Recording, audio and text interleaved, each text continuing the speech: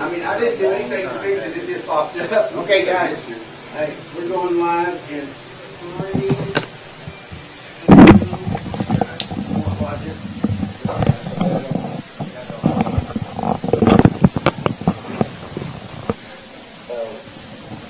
Talk to me, Chad. Welcome to RHS TV. Tonight we got the RHS Mounties taking on Muskogee Roughers. Guys, what do you guys think about the game tonight? Well, I think the game is going to be an interesting game from the standpoint of the Mounties have gone through a lot these last couple of weeks, and so we're definitely going to have to battle some adversity from within. Sure have, and we even with the weekend or the week off, we were going to play Stillwell last Friday. That game got canceled, and we still had some injuries over the weekend through practice, and so we're going a little shorthanded in tonight's game, and we'll see how the offensive line fares this week as compared to what it did 2 weeks ago, and did really, really well. Why don't we talk a few minutes about what you brought up, the previous game. Why don't we take a few minutes and just kind of go back and talk about that a little bit in terms of, because there were some very positive things. Even outside of Joshua Shepard had a great night, but there were some other outstanding plays, outstanding opportunities for other guys to I think worthy for us to talk about. So and honestly, I think, again, I go back to the offensive line as I did the previous weeks. They did a great job down front. All 5 guys really did a great job of creating opportunities and getting to that second level and making the cornerbacks and safeties have to make plays. And when you do that, it's going to give your running backs opportunities to get downhill and get a head full of steam. And the golden rule of football is if I'm a running back and I've got a cornerback or a safety in front of him, your number one job is to make him miss, because if you do, there's nobody else after that. That's right. Noah Goodchill had a great game. He passed, must have been 5, 6 different receivers, spread the ball out. They worked from sideline to sideline, hash to hash. Kate Seldenbridge, Grayson Cash, they all had great games. Finley Bunch. It really spread out that team, and we were able to go up the middle on them, and that helped Joshua Shepard open up the middle, because we were going from sideline to sideline with the passes that opened up the middle for Joshua Shepard really to gain some big-time yardage. Well, tonight we have the Rogers Mounties at 1-0. Their last competitive outing against Siloam, they won the game 51-40 versus the 0-2 Muskogee Roughers. And let me tell you, the 0-2 record for Muskogee is not truly 0-2. Yeah. They've they played the defending 6 national champions in Greenwood on week 1, and let me tell you, if you've never seen Greenwood play, they're going to go as fast as the officials will allow them to go. And they did a number on Muskogee by final score of 63-21, and then just last week the Roughers were hosted Bentonville West and ended up losing by a touchdown on a bad snap. So make it like it's going to be an interesting game, and we're going to be the Pledge of Allegiance to it.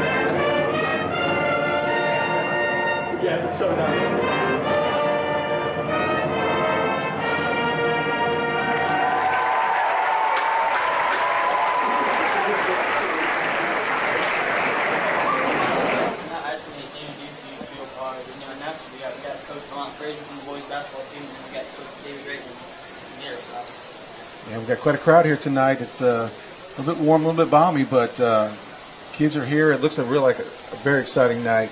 There's some Hall of Fame induction ceremonies at halftime as well, so it's a big crowd here at Whitey Smith Stadium.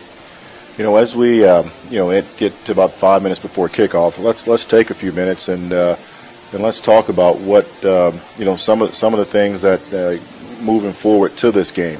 What either one of you, what are some keys in your mind to tonight's game in order for the Mounties to come out on top?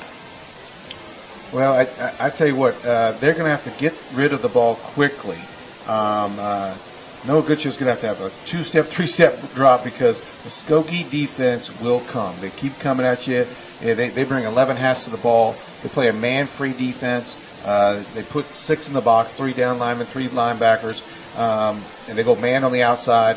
They blitz almost every play, fly the football, super aggressive. So I think if the Mounties can utilize that aggressiveness in some ways against Muskogee, I think they'll have some success playing against their aggressiveness, using that against them with quick passes, either over the middle or the outside, or using it against the blitzes. I think they'll have some success in that way. Yeah, Coach, like you said, I think we need to look at the offensive line and how they're going to contribute tonight. I mean, but we all know what Justin Shepard did the other week, and I think the Mounties want to see him do that again. So I want to get a good look at that offensive line and see how they'll contribute. So one of the keys tonight, obviously, is the youth movement up front. We've got several guys that are playing out of position or first-time starters.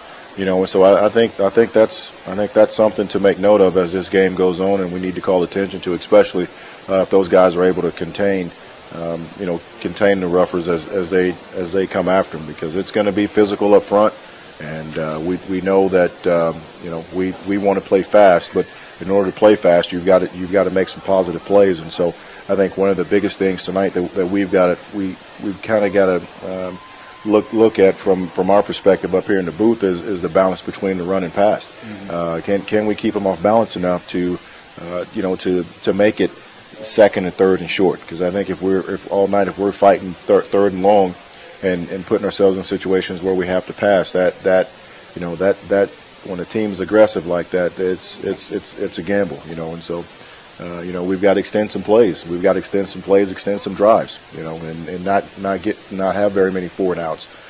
And obviously, lastly, is taking care of the ball. We did a great job the first game out, but it'll be nice to see us take care of the ball. We just had the coin toss, and it looks like the Mounties will be receiving the kickoff. So right from the start, we'll get to see what our offense is capable of doing against this 3-3 defense. No doubt. You're right that the Roughers' schedule is a gauntlet. I looked at their schedule. They play Greenwood. They play Bentonville West. They have Jenks on the schedule. They play some other powerhouses in Oklahoma. They're not shying away from anybody. So they could have easily beaten that Bentonville West last week. They made a couple of special teams mistakes, gave up 7 points late. Late drives did not result in points, so they could have easily come out and be 1-1 for the season right now. So this is a tough task for the Rogers Mounties tonight. Chance, going away from the game a little bit. You're a student here at RHS. What do you think of the student body, the way they come out and support the football team? And all I know is student body loves the Mounties, and I like how they all came out here. I mean, the theme now is Jersey night, and you see a lot of students out there wearing jerseys. It's Jersey night. You see a lot of different jerseys, a lot of throwback jerseys. Some of those guys are wearing jerseys of players that were playing before they were even born. So right. you got to like a little piece of history, One other thing that will be taking place tonight is they've had the Hall of Fame banquet. This is Hall of Fame weekend here at RHS, and so this evening at 5:30 they were able to have the banquet, and that's something that will be taking place at halftime. And I can hear the horn in the background, and as it looks, here comes the Mounties.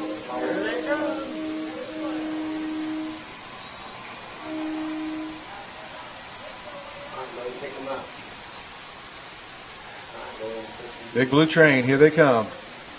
It's nice to see the team showing some support by carrying the flags.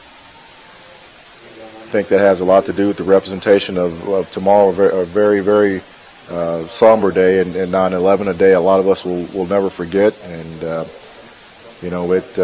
think it changed the face. I know it did for me, but changed the face of America as we once knew it, and really made us pay more attention to the things that were going on around us. And sports has a way of taking care of a lot of those somber moments. And here we are tonight with the Rogers Mounties taking on the Muskogee Roughers.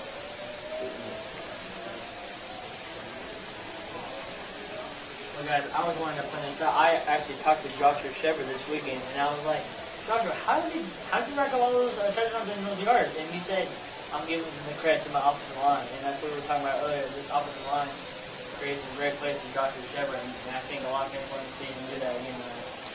Yep, and if he's going to get that done, the youth of that offensive line is going to have to grow up fast. And so we're just a few minutes away from kickoff, and Mounties will be receiving a kick. And hey, interesting, we've got a drone in the arena tonight, so that's going to make for some fun times. Not sure if it's apparently it must be it must have gotten approved, otherwise it wouldn't be flying around. That's right. They're probably getting some good footage of the kickoff here. Oh, it's getting the student body right now. Yeah. I love it.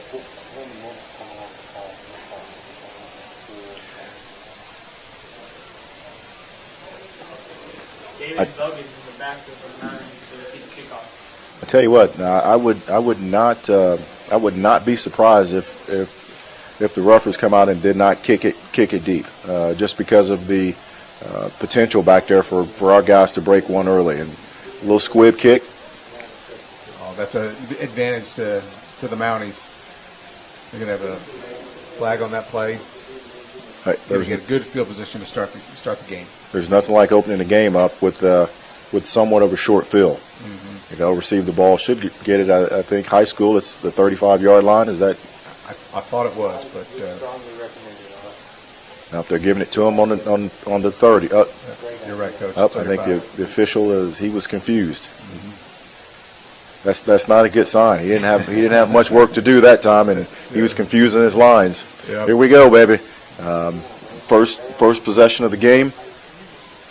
Mounties got their blue jerseys. Muskogee's got their white jerseys with the green helmet.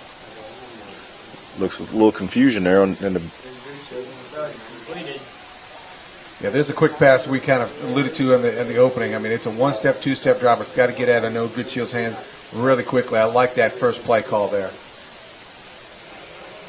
Now it's Cade Sullivan with the catch, and it'll be 2nd and 1 at the 44.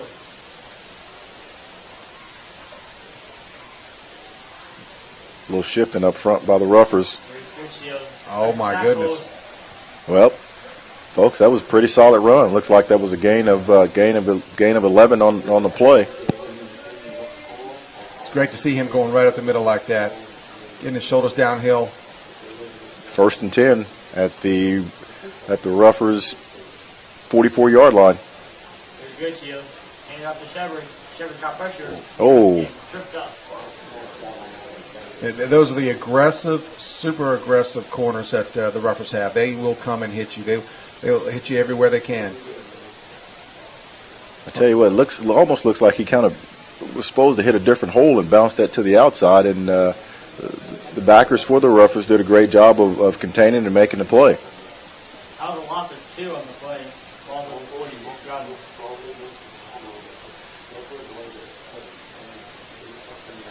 Coach Harbison calling the play in. He sees something. Maybe he's going to go to the wide side this time.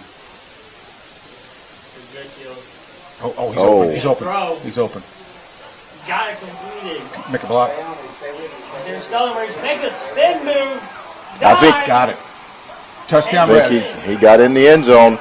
I'm not sure what happened defensively, but I tell you what, that was a great play call by Coach, because there were 3 guys wide open down the field. There was no one within 5 yards of them going the other way. And if you can do that all night and throw over the top, that's gonna make for some easy score. That's for sure. I saw that defensive back. He looked like he was that was over Grayson Cass. Looked like he was hurt a little bit. Maybe Coach saw something there and wanted to go at that, want to exploit the injury on that defensive back.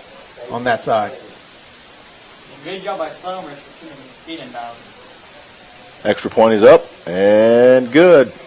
Up with 10:47 to go. Here we are again. 7-0 Mounties. That's a terrific opening drive. Great play call. 3 positive plays, wasn't it? Just 3 plays? Yes. And a touchdown. 3 positive plays. Fantastic. And great job by Settlement to keep the right chance and runs after yards after the catch there. Now it'll be the defense's turn to come out here and do their job. It'll be what a way to start the game, you know. And I know all week long, you know, everyone's been uptight just because of the changes that have had to have been made across the front line, and you know, so far 1 for 1. Those guys have held up under the pressure. They sure have. I love the play call.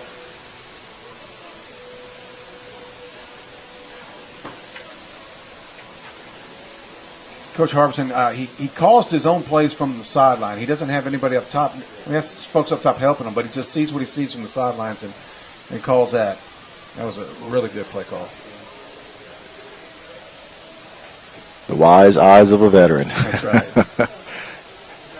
I'm going with the squib kick. Little pooch. Oh no! Oh no! Oh no! Well, I'm not. That was a testy little play there. I mean, we squib it, but I think the end got blocked, and Muskogee was able to take advantage of that for look like what, a 25-yard return. Yeah, they got it to their own 46-yard line. All right. Well, they must have stepped out of bounds. Yep, must have stepped out of bounds. Yeah, the contained man on that kickoff team over here needs to make sure that he turns him in and doesn't give him the sideline, give him that easy 20-yard. Okay, I think we need to make note for Muskogee. They are starting a true freshman at the quarterback, number 7, Jamarion Ficklin. And if I'm right, guys, this is like their first true freshman at start since 2012. That's for a historical program as Muskogee. That's you've got to either A, you've got to not have much in the cupboard, or B, he's got to be a pretty special kid. And right out of the gate, he throws one down the field and probably was within about 2 yards of completing that play. Yeah, obviously a lefty, just can really sling it. That ball was about 40 yards down the field. They had a little play action behind him and took a chance on the first play of the game to see if they can get score quick. Here's the Mountie. They bring a guy off the edge. Ooh.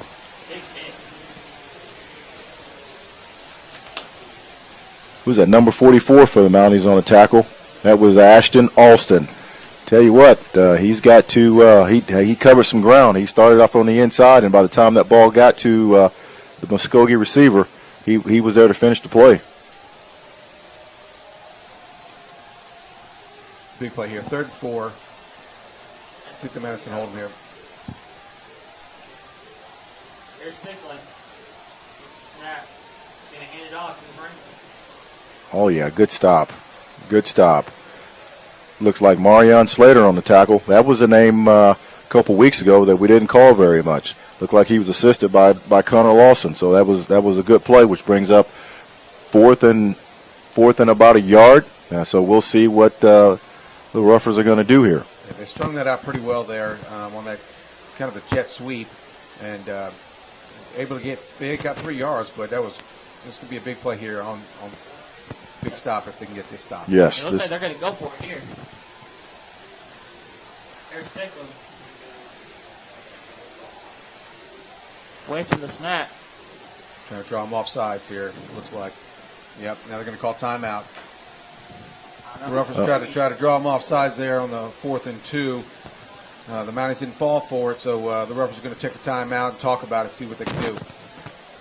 Great poise by the defense. Great poise, by them not jumping on that last play, and then also just great poise of them playing gap zone defense. I know Coach Williams has stressed over and over and over.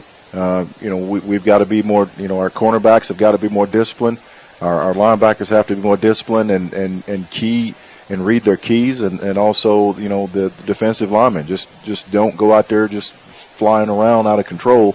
Read and understand what needs to be done, then go make plays. And so far, we've the Mounties have done a solid job of giving up only 9 yards, and so it's been positive so far. They're actually calling it 4th and 2 from the 46, and they finally got. Oh, they almost got them to jump. All right, it's going to be a quick punt. It's going to be a quick punt. He's going to punt it. Good. Oh, great. Oh, wow. Wow. That ball went. Wow, that was a solid kick. When he first kicked it, I didn't think it was going to be that good, and all of a sudden it bounced around. We've got a guy behind center that can do a little bit of all in Ficklin. Yeah. He can do it all, can he? He plays quarterback and he's a punter. I guess with the way football is nowadays, it doesn't hurt to squib it 30 yards and try to see what your defense can do. Well, here is some territory that we've been familiar with. The Mounties have a full field, so let's see how they respond to having a full field against a different looking defense. If they'll be able to hold their own here. First and 10 to 4. There's Shepard. This is a nice little run. Off his line, trying to push him forward. Well, it pretty much took about everybody on the defensive team to bring him down. Then that was Joshua Shepard with a gain of looks like 9, so it'll be second and 8 or second and 2 from the 18. That's right. Here's Goodchill. He's going to take the handoff. Throws it. That's Gardner. Little Jansen Garner. Hey, Garner. big brother goes down. Little brother steps in, carrying it on. That's going to be a first down. I like that little quick pass. It's gain of 9 brings up first down and 10 from the 27-yard line. Mounties up 7-0 with 8:20 to go in the first quarter. Here's Goodchill. Waiting for the snap. He's going to give it to Shepard. Uh-oh. It's a nice block. Nice run, nice block. Tell you, Muskogee did a great job of pursuing then, because he was one guy away from breaking off one of those runs we had gotten used to see. It'll be 2nd and 5 from the 32. So they got to guard. They got to protect against the inside run with good shield, and or the outside. He can do it both ways. Here's Goodchill. We got a whistle.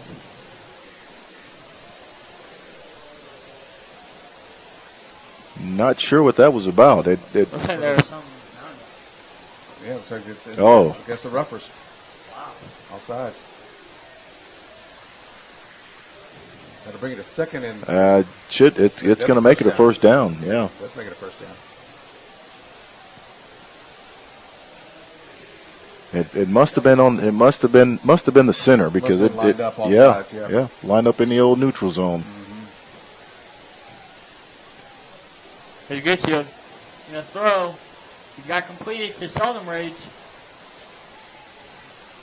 Nice little play. What is that? Gain of 3. Gain of 3, but I think it's a purpose play to spread the field out a little bit, get the roughers going from sideline to sideline. Now they've got the ball on the other hash. They might come to this sideline this time. It's just making them cover the entire field, or good shield, or put Shepard up the middle on this one. Yeah. And that was Johnson the tackle, by the way. Uh-oh, we got a bet. He's Goodchill down. will recover it. Oh boy. You hate to see that. You hate to see that when you've had so much positive going. But I just based on a one-game snapshot, that hasn't bothered the Mounties in the past game. They've been able to bounce back from that, from those situations where they've been 1st and 2nd and long. So again, they're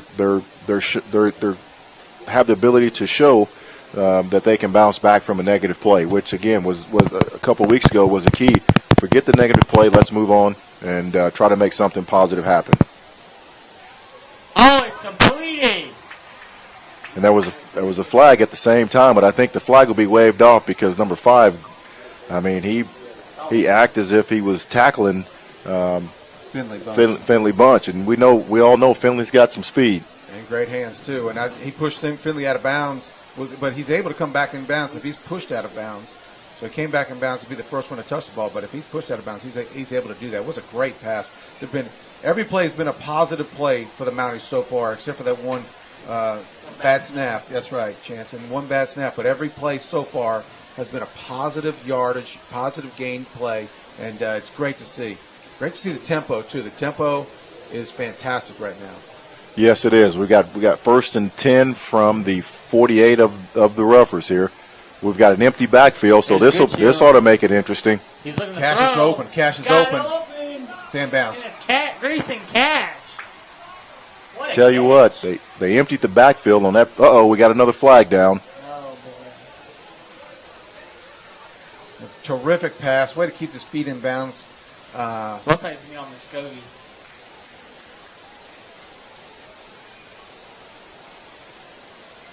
Let's see what the referees say on this one. It looks like they're picking it up. Yeah, it looks like it's me on Muskogee. Defensive holding. Wow, that is 2 back-to-back plays. Defensive holding. Yep. I tell you what, Muskogee's they're having some trouble adjusting to the single, the shotgun with the single receiver and the empty backfield. So I think, even though they're in a 3-3 defense, they're struggling because they're trying to man up on everybody, and there's just not enough guys to man up. Fisher throws it to Shepard. Nice little screen play. Nice little screenplay is right. That's what we talked about. Try to use Muskogee's aggressiveness against them. Fake the pass out to the wide side, get them moving to the wide side, and throw a screen pass this way. I like the play call. Another positive play. Gain of 5 yards for the Mounties. 2nd and 6 on the 10-yard line. Here's Goodchill. Shepard in the backfield of them. And it looks like we're going to be having offsides on Muskogee. Well, half of this possession has been penalties. It sure has. I mean, basically, it's been free plays. Yeah. Been free plays for us because the plays have been happening, and we've been able to complete passes and get some positive yards and been able to decline the penalties. It's not very often where you have the opportunity to decline, especially 2 or 3 penalties in the same possession. The Mounties are showing great discipline right now. Here's Goodchill looking to throw deep.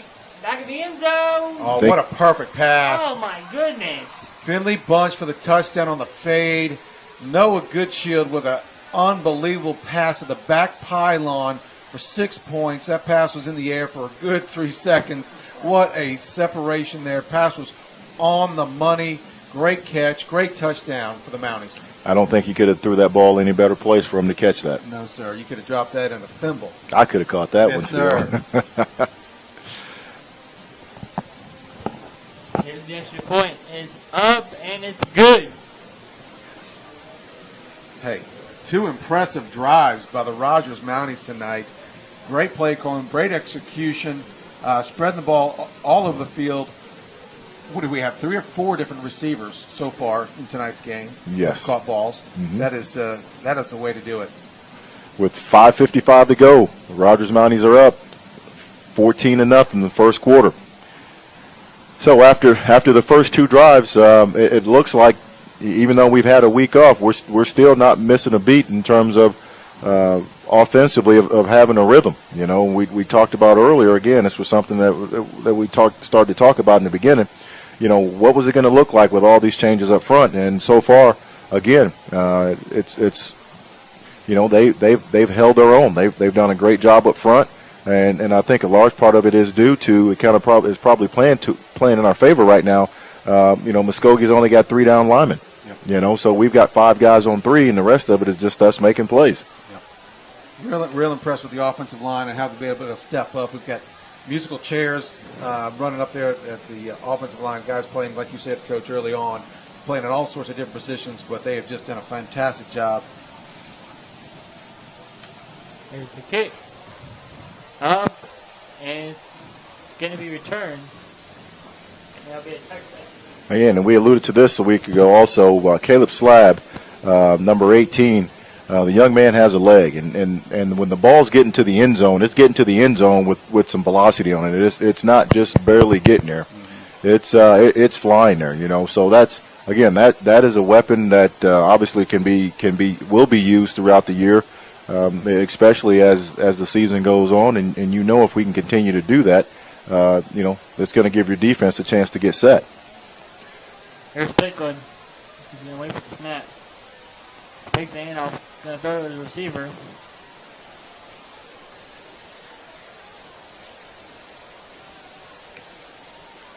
It looks like a Isaac Chapman with his on the defense. Looks like he chasing that down.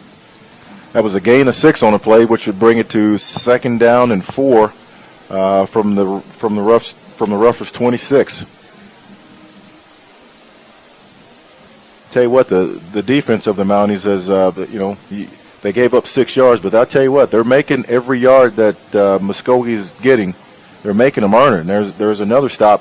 Look like Marion Slater. He filled that hole. Boy, he sure did. He said, "Man, you're not going anywhere here right now. Not in the middle. Not in this time." They really read that well and stepped up and made the stop. 3rd and 4 from the 26. This is again another big play. This is getting off the field, giving yourself a chance to rest. And gonna roll out. Throws to his running back. There's. He's got first down more. Oh. And there's a flag. So there's probably going to looks like probably going to be an illegal block in the back, which on those screen plays you always worry about those things happening, and sometimes it's 50-50. It just depends on where you are. It's kind of like if you're at home or on the road. Looks like they are calling it back, Coach. It should be from the spot of the foul. Oh, personal foul. Oh wow. Helmet to helmet. Oh, goodness gracious. You hate to see that.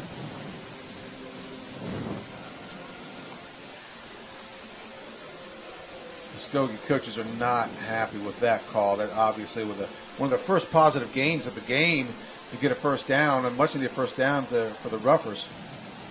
It must have just been an illegal block, because they took it back 10 yards from the spot of the foul. So, I guess in some regards they get a little lucky. Third and 10 from the 20 with 5 minutes to go. On the defense. They sure did. The Mounties did make some changes on defense. Marion going to nose guard. Here's Pickland. You're going to go deep. Ooh. That was good coverage there by Cunningham to make the receiver adjust his route. Where I think if he was off a yard or two, he probably catches that. Yeah, Dane Williams on back there too to help deflect that ball as well. So now the question is, you have the momentum in your favor here. Do you send them? Do you try to go get you one early in the game just to try to flip the game even more, or do you just play conservative here? I say you play conservative. They're moving the ball so well, you don't want to get a personal foul. Oh, they came at him. Oh, my. Sullivan is in the back. He's going to receive it, and he's going to try to run for it. He's got some room. He's got some room. Uh-oh. He's got some room. He's got some speed. He got some bumpers. Oh, what a cutback. Oh, he's going to make a move. And he's going to Seldom, make a Rich. Oh, there's a flag down on the field, though. There is a flag down on the field at the 36-yard line. What a great vision for Kate Seldom-Ridge. He showed quickness and vision there. Got it down to the 10-yard line. Saw the other to make the cutback. Made the cutback. A couple of key blocks there. We are looking at the flag, though. Let's see what's going on with the flag. Unbelievable return on the punt. A couple of terrific blocks to set him up on this right hash to bring that ball all the way down to the 10-yard line with a terrific cutback for that touchdown. Well, that was a great middle wedge, and he was able to get the blocker. The blockers were able to set the wedge, and then he was able to get through the crease. And when he did, he had nothing but sideline from about the numbers to the sideline where he could run. And by that time, his pursuit blockers were able to come back and help him basically get to the end zone, especially when he made a great play to get back to the middle of the field. They haven't put the points up on the board yet, so.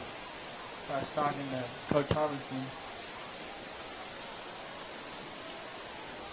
guess he didn't want to hear what the side judge has to say. He wants the white hat to come over and visit. Looks like they're going to count it. Another personal foul against Muskogee. We're going to count the touchdown. Touchdown Mounties. Wow. I'm glad they didn't take that touchdown away from Southern Ridge on that terrific punt return. Just well done, great vision, great quickness, and terrific blocking by the Mounties. Really well set up. Maybe they took a week off to really work on some of the special teams. Well, I know they've worked on it quite a bit, lady, because that's been a point of emphasis. You're giving away points. And the kick is good. Mounties are up 21-0. I would say would this be surprising at this point, just based on not seeing Muskogee personally, but just in talking to the coaches? And I know sometimes coaches can talk the opponents up a lot more than what they are, but 21-0 with 4 minutes and 45 seconds left to go in the first quarter.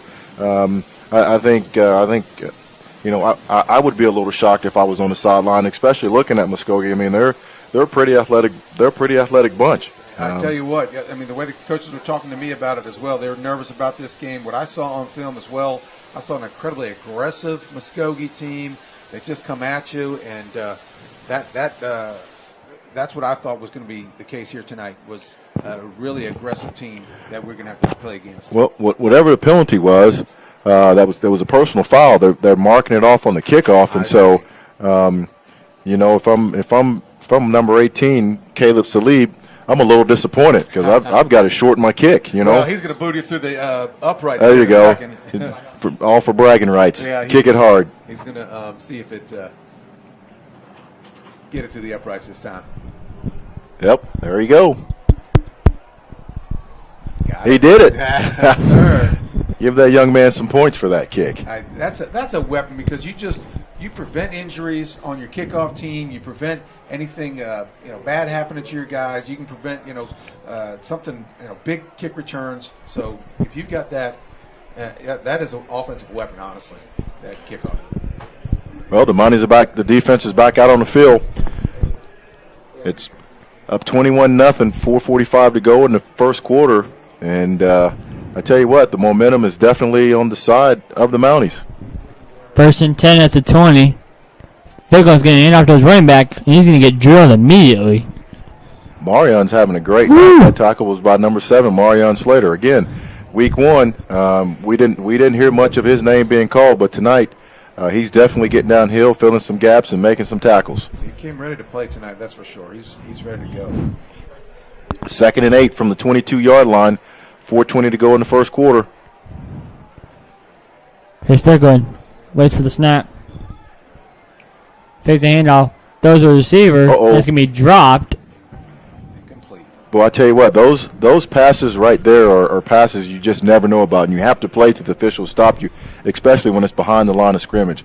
Because just a foot either way, and that's a backwards lateral pass. And so I think the Mounties did a great job of once the receiver dropped it, of pursuing it and wait until the whistle blow, which is good. Not just take it for granted that the receiver dropped the pass and it was incomplete.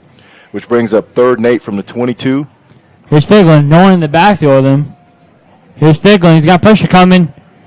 Trying to escape. Oh, been taken down immediately. Jacob Jenkins all over him in the backfield on that one. That was a terrific job by Jacob on that play, making him shorten his drop and getting him scrambling. And Coach Williams did a great job of using maybe a little bit of Muskogee's own medicine there of blitzing the gaps there and creating a 4th and 10 situation. Case Selmridge is in the backfield for the Mounties on the kickoff. Here's the punt. They're going to punt it to him again. And Selmridge drops it, picks it back up, runs for it, and we're taken out of bounds around the 50-yard line.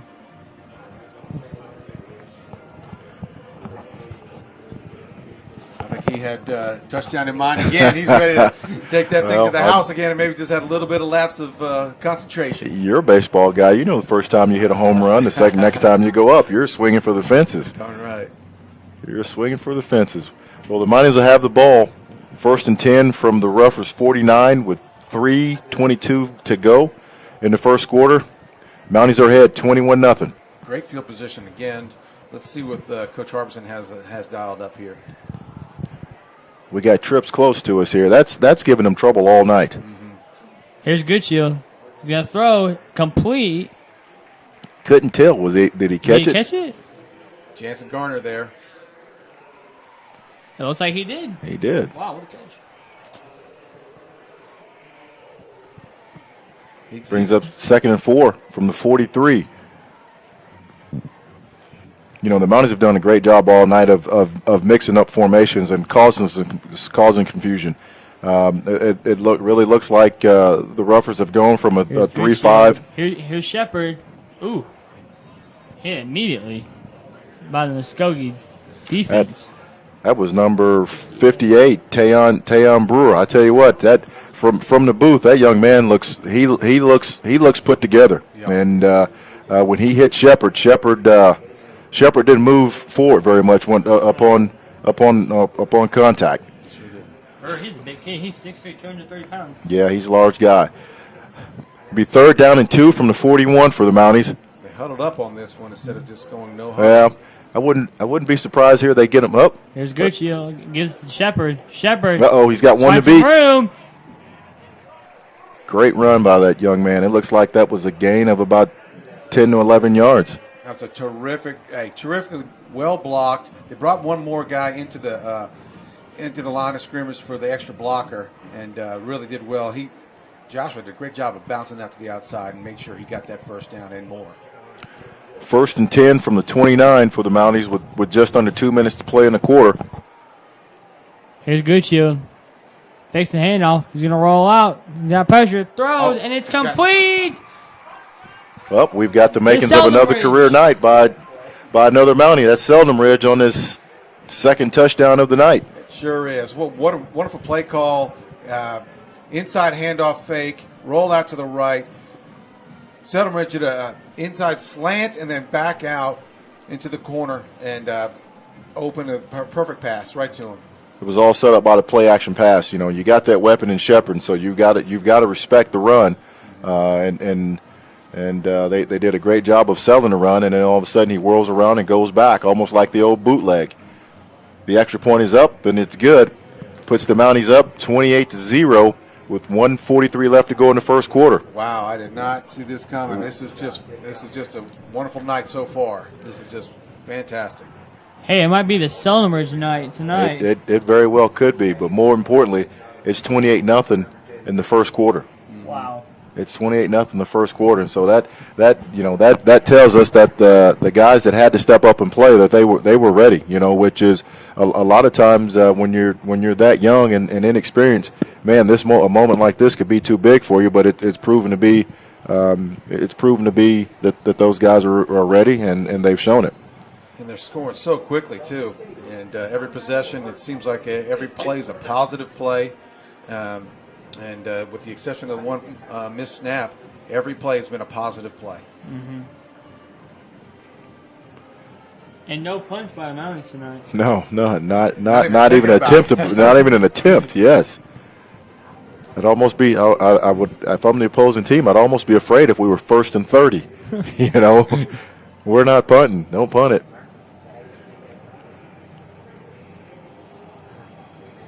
Tell you what, our kickers. He's going to get enough punts. He's going to end up being an all-conference kicker. These kickoffs, that's right. Yes. Here's the return. Oh, man. Mountie special teams, who would just take him down? Hey, that was a great job. They set a defensive wall and made that ball carrier stretch it all the way out to the sideline because he caught it in the middle of the field, and they tackled him out by the numbers, and I don't think he gained very many yards. It wasn't no more than 10. Yeah, I mean, he caught it at the goal line. It was another goal line kick. He decided to run it out. He could have downed it, I think, but he decided to run it out, and the great coverage there. I mean, another poor field position for the Muskogee Roughers on their own 13-yard line. 1st and 10 at the 13 for Muskogee. Figlin's going to hand it out to his running back. Tell you what, that young man, who is that, number 88? Anthony Watson. Yeah, he's also a tight end. So he's a guy that plays a little bit of tight end, a guy that plays a little bit of running back. I wouldn't be surprised to see him, probably on the other side of the ball defensively as well. He's a young man that's put together. Muskogee comes out in the trips, single back. 2nd and 6 at the 17 from Muskogee. Here's Ficklin. Ficklin's got time. He's going to heave it. Too high. That pass had to be just perfect. It was almost perfect because there was not much room there. Defensive back number 19 is. I think that. His name. Dane Williams. Yeah, he did a great job using the sideline as an extra defender there. Well, the Mounties have done a great job of putting Muskogee in a 3rd and long situation. It's 3rd and 6 from the 17 with just 49 seconds to go. And, you think about it, there was a chance that the Mounties could get another score in this quarter before it's over. Here's Ficklin. He's got pressure coming. He's going to roll out. He's got to get rid of it. Oh, yes! Picked off! Touchdown, Mabry Verser. Pick 6 to the house. Holy cow. Sophomore, super sensational sophomore, Mabry Verser with the pick 6. Love to see that. Tell you, he sat on that play and read it just right. You like, and more importantly, how many times do you see a play like that happens and the guy, there's nothing between him and the goal line, and he drops the pass? Yes. Tell you, that guy's got a good set of hands on. Matter of fact, they converted him from a receiver. He was a receiver just a couple years ago, and they've converted him to defensive back. And I tell you what, because of his good hands of being a receiver, the Mounties are up now with the extra kick going through 35-0 with 40 seconds to go in the first quarter. What a terrific play. He jumped that pass. He just read it right. He was in the right position. Maybe he's going to be a terrific two-way player, I think, for the Mounties for a couple of years now. He can be a receiver right now if he wanted to be.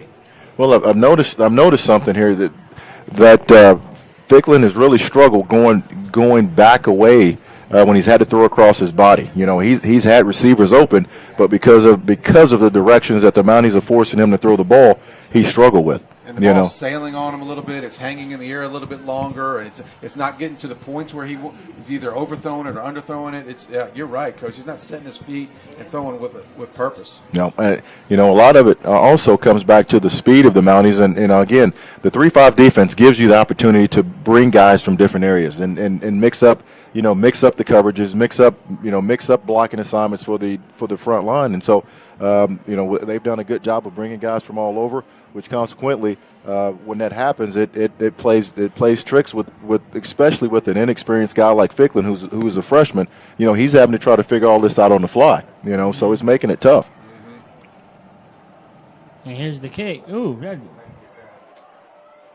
lava, and that's going to go out of bounds. His leg might be getting a little tired.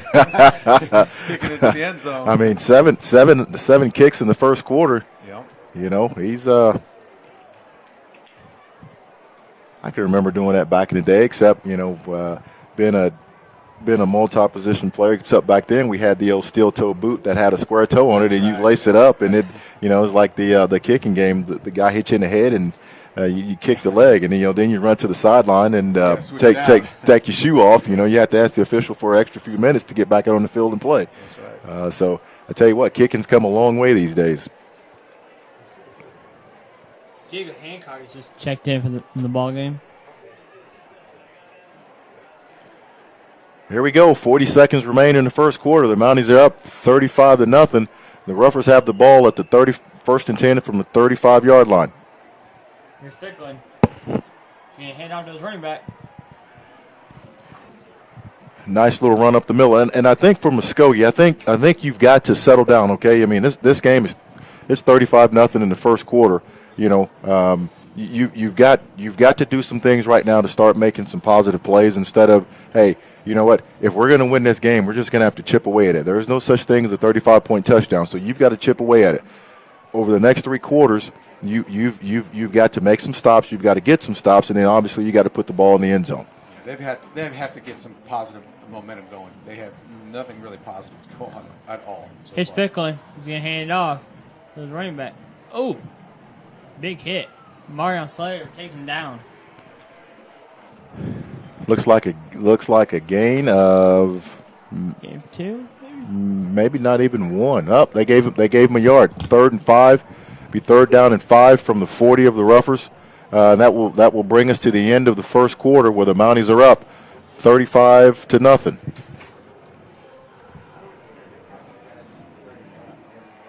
Just curious, you think we'll see Mercy Rule tonight?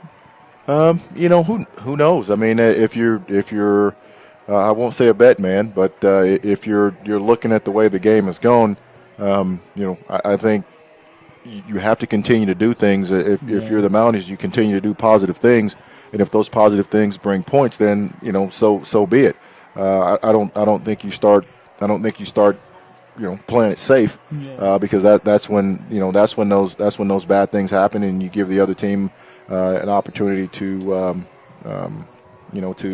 make positive plays. And honestly, I was always told it's not as a coach, it's not your job to make the other team better. And so we've got to continue to do the things that have gotten us to this point.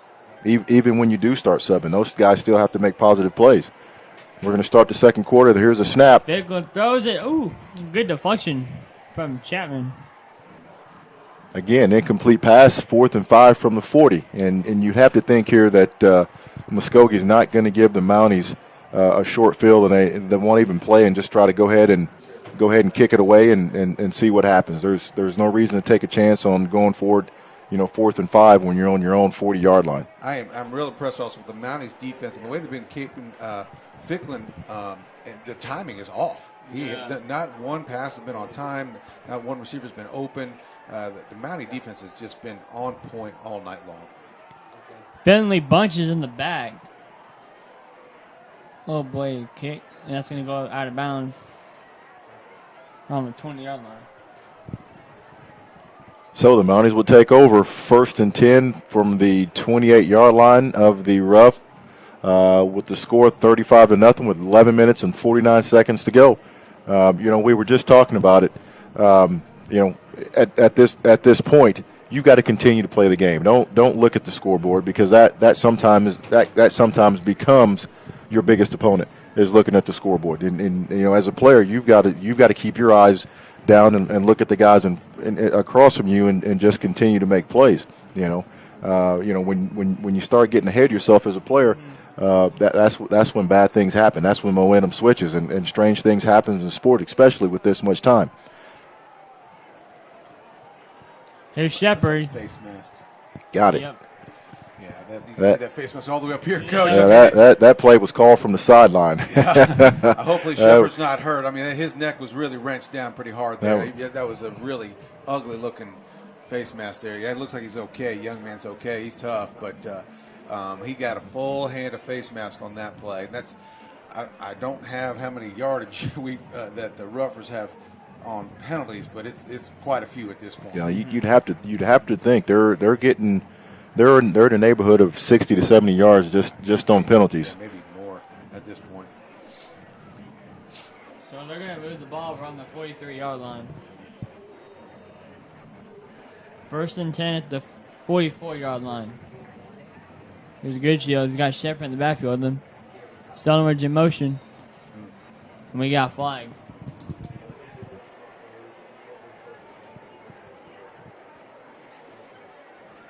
It's going to be a false start on the Mounties. They were moving a little quick there. Yeah, maybe two guys in motion at the same time, I believe. Yeah, it is the first penalty for the Mounties all night tonight. Really disciplined play by the Mounties, for sure. 1st and 15.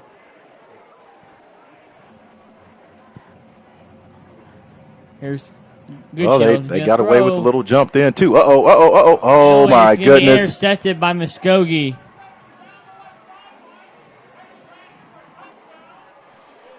The pass was a little high over to Grayson Cash. It was deflected off of Grayson's hands, tipped right up in the air. Muskogee picks it off and goes the distance, had the sidelines all to himself into the end zone for about a 45-yard interception return for Muskogee to get them on the board for the first time tonight.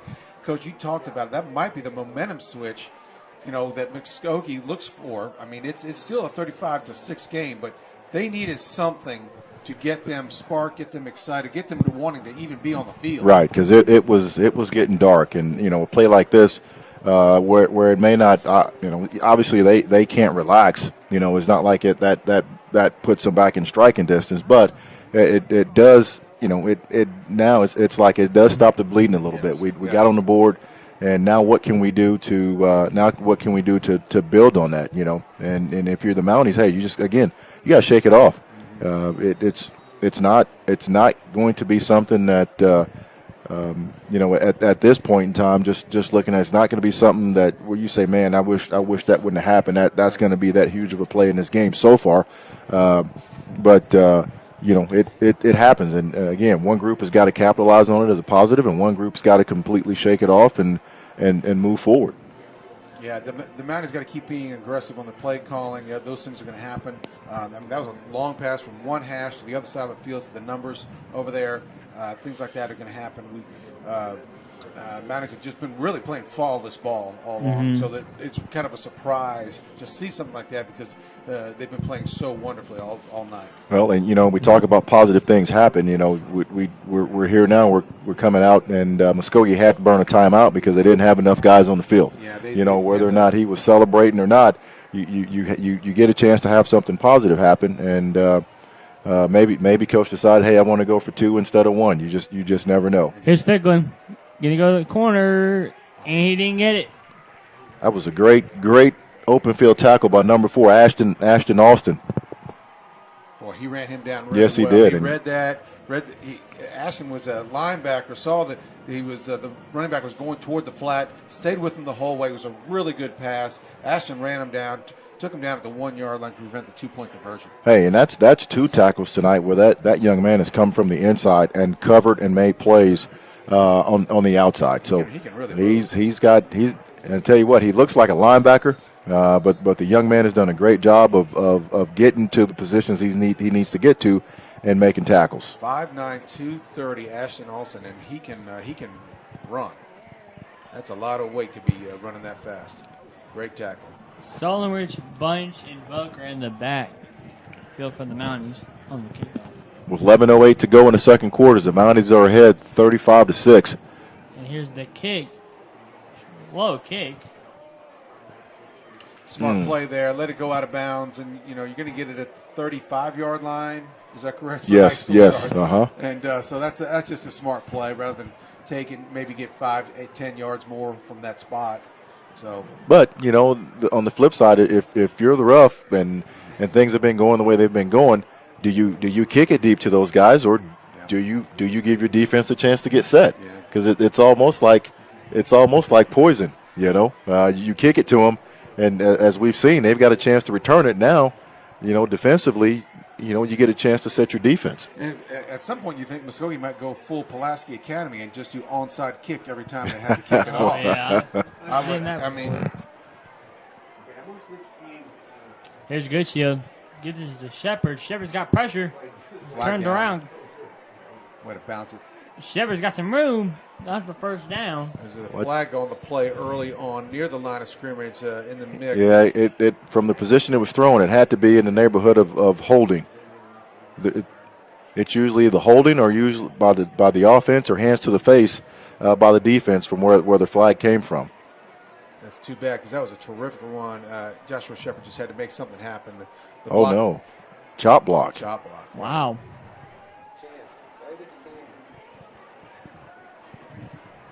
So what is that? That's a 15-yard penalty. So it takes it back to first and 25 from the 20-yard line. But again, you don't stress if you're the Mounties or even if you're the fans. You don't stress because we've moved the ball successfully, in a matter of 2 or 3 downs. So there's no point. Goodshield rolls out. He's gonna throw. Ooh, incomplete. Another flag down, and where that came from, that had to be in the neighborhood of holding. He's going for Grayson Cash on the play.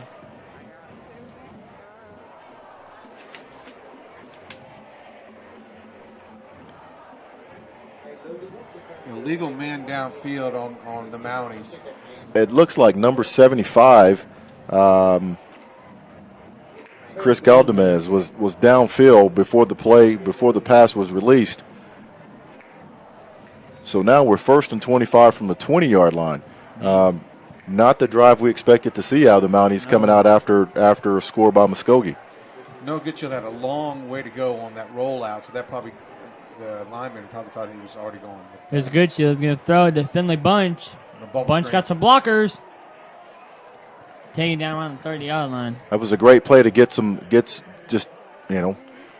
yards just to knock, take a little bit of the way to make it not seem so bad where you can manage, second.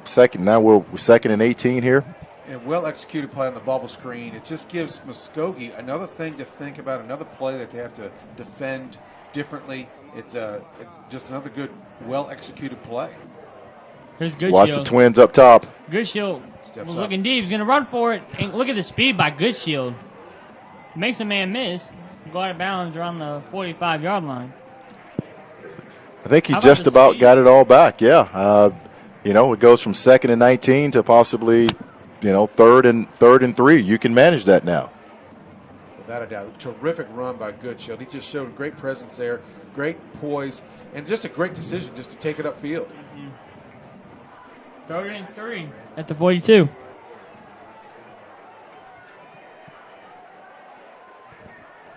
I'll tell you, the tempo of this game has slowed down quite a bit from what it was earlier in the first quarter. Here's Goodshield. He's got Chevron in the backfield with him. Goodshield is going to roll out. He's going to throw. Complete. He's got one to beat. And he's going to take it to the house. Touchdown, Mounties. Another touchdown by Kate Seldenridge. What a terrific catch and run. Well, we've got the making of another special night here by another Mountie. He's had a return for a touchdown, and what is that now? That's two receiving touchdowns. I believe it is, Coach. I believe it is. So he all purpose. He's getting close. He's getting close to about 200 yards himself for the night. I love his yards after the catch. I mean, he's a little guy, but he's so strong. Mm-hmm. If you don't get a hold of him, he is going to shake loose from you, and he is gone. Kick is up, and it's good.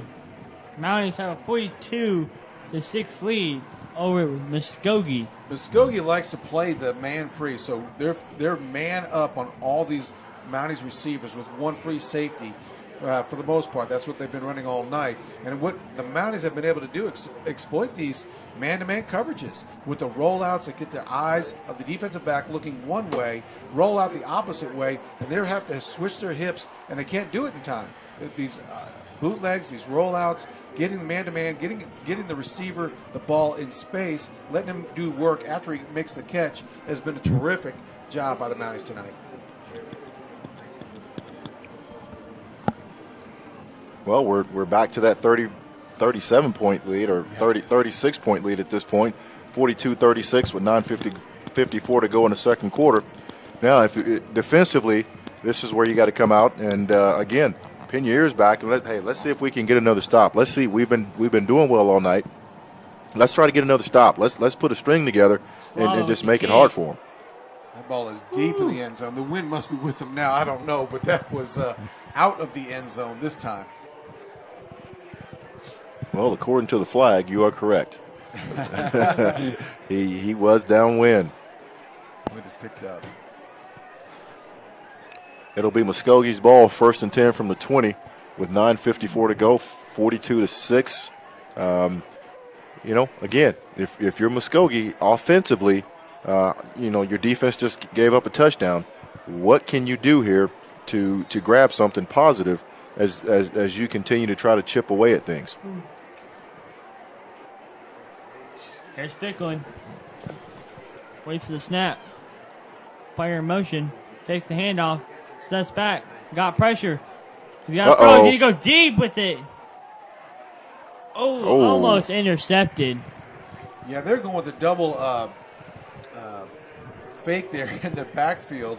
Play action fake to try to get that receiver down the seam, and he was well covered back there. Yeah, Connor Lawson, number 21, did a great job of again, of covering his assignment and not getting his eyes stuck in the backfield where he loses track of his man. He did a great job of reading his keys and almost made a nice interception. That's right. Connor Lawson was the Optimist Player of the Week the first week against Siloam. He had a great week that week, about 13 tackles. 2nd and 10 for the rough from the 20. Ficklin rolls out, throws. Hey, now that right there was the first play where we've seen Ficklin really put something on a pass. Mm-hmm. But again, he was rolling to the strength. He was rolling to a strong hand where he can make that play. So which consequently it was a 12-yard play, which brings up 1st and 10 from their own 32. He can put some zip on the ball when he wants to. It looks like that was a fastball right there, and rolling to his left, it looks like he's a lot stronger being a left-handed player. Here's Ficklin. Don't want player in motion. Ficklin. He's got pressure. Got to get rid of it. And deflected. Good defense by Ty Cunningham. And we got Ty flag. Cunningham on the defensive play there. They're going to call pass interference on that? Yeah, there was some holding going on because if he did, if he doesn't do that, and that's one of those things. Hey, you know what? If I'm going to get beat, I can stop this play by doing something. And they throw the flag. At least again, your defense now gets a chance to set and hold, as opposed to giving up a big play where either you're in the red zone or you have an opportunity to score. So for as bad as that play might have looked because it was a flag, in the big picture, they get a chance to go out and get a stop here. 1st and 10 at the 47 for Muskogee. Fulton gets rid of it. It's going to be dropped. Play action to the opposite side. Tried to come back with a screen play to this side. And just it's a decent pass. I thought the receiver could have caught that, but just deflected off his hands and incomplete. Going for Givens on the play. 2nd and 10 at the 47 for Muskogee. 9:05 remaining. Mounties up 42-6. Here's Ficklin. Mounties getting pressure. Ficklin, he's going to run for it. Going to hand it off. And Givens is going to take off.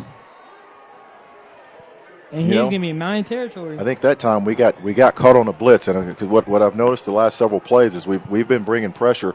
We've been bringing pressure at Ficklin right up the middle and forcing him to throw those high balls over the top when he's got to throw back across his body.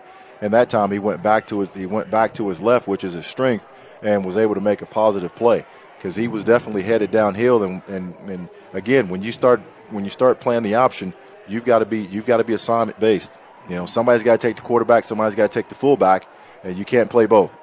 And we got caught trying to play both on that particular play. He's going to hand off. That's Watson. Down around the 16-yard line. Yeah, there's a nice little, that previous play was a nice little option play they had, little to the short side, kind of caught Rogers, on that blitz. So see if the Rogers can make a stop here. We've got second and 3 from the 16-yard line with 8:25 to go. There's Ficklin. Got pressure. Got to get rid of it. Hey, great job there on reading the blitz. I tell you, the defensive line, unless they have been blitzing, have done a great job of getting their heels to a yard and a half deep and just holding. And that way, those screen plays, they don't develop. Because you're able to read it. The depth of the running back is just right there in front of you. So that was good. Ashton Alston and Jacob Jenkins really sewed him up there. Just didn't fall for the fake, the play action, stayed with it. Little screen pass. They were on it the whole way. Matter of fact, it was a loss of 2 on the play. Brings it to 3rd and 5 from the 17. 7:45 to go. Mounties are up 42-6. Here's Ficklin. No one in the backfield. He's got pressure coming.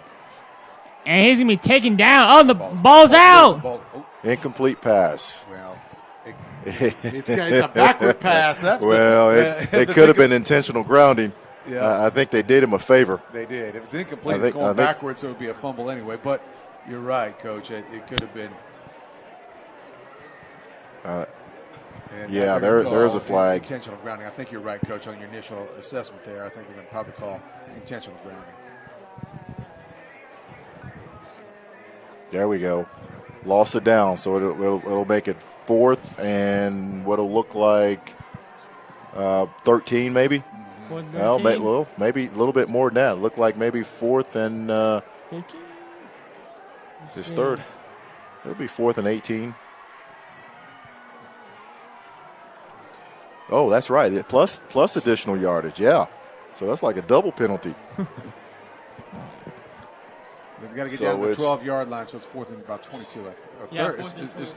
it's a 3rd down, is it? No, they lost it down. Oh, it is. Lost it down, yeah. Yeah, they just changed it. Here's Ficklin. Uh-oh, Gonna we're going with the double pass. Backwards pass. Going with the Throws double it back over to pass. Ficklin. Oh. Dangerous pass. Hey, again. Isaac Taken Chapman down. read it well. He just stayed home. Maybe they had did some homework on that, saw that coming. Maybe they saw it in the Bentonville West game. But that was a terrific play. Coach Williams is super pumped about Isaac Chapman play on that one.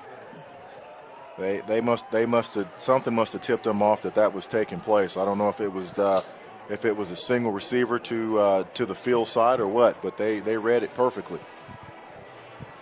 Lost on down. So again, the defense has strung it together. Muskogee got all the way down to the 10 or the 11? Oh no, they were down on the 13-yard line. Yeah, and then that went backwards all the way.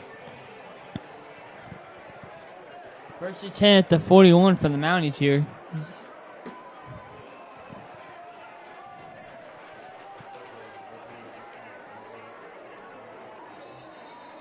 We've got a host of flags, not just a flag. Everybody in the building threw a flag.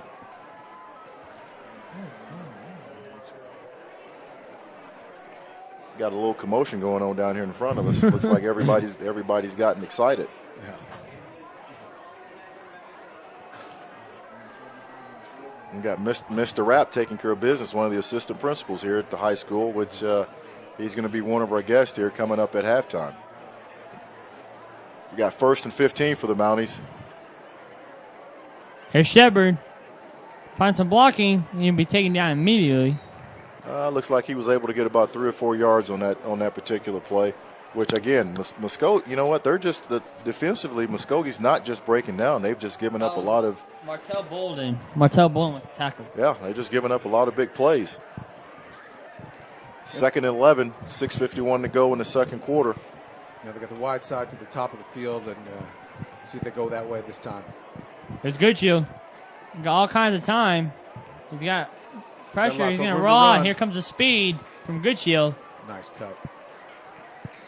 Again, there's the speed from Goodshield. And that's the problem with Muskogee being man. Yes. Goodshield does a great job of keeping his feet alive and moving. And so if he gets any pressure at all, well, they run everybody off. They run everybody off down the field 10 or 15 yards, and he's got plenty of room to run. And at that point, you're one-on-one.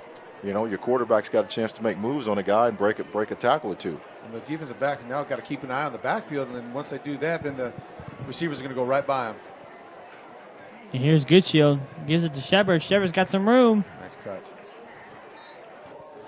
Fighting his way to about 7-yard carry there.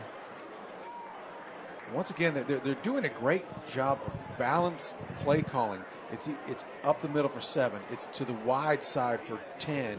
It's to the short side for 7. And then all of a sudden, pop, they break a play long because they've got Muskogee on their heels thinking, where's it going to go now? They just don't have an answer for the Rogers Mounties tonight. No, they do not. Here's the wide side again. Yep, and it's going open. for it deep. You go deep. Oh, he had it. Incomplete. He had it. Oh. I think he mistimed his jump because he jumped up in the air and the ball hit him in the knees, and so he got a little excited there. Terrific throw by Goodshield, right on the money. The defensive player was there, kind of disrupt Finley bunch a little bit. At this point, I'm kind of surprised when we do drop a ball. It's 3rd and 4 from the 43 for the Mounties. 5:35 to go in the second quarter. We're up 42-6. So, one would say this is a big 3rd down, but again, you only need 6 yards. I mean, 6 yards we've been getting that at the drop of a hat. He's going to run for it. He's going to keep the ball. He's at the 30. Boom. Ooh.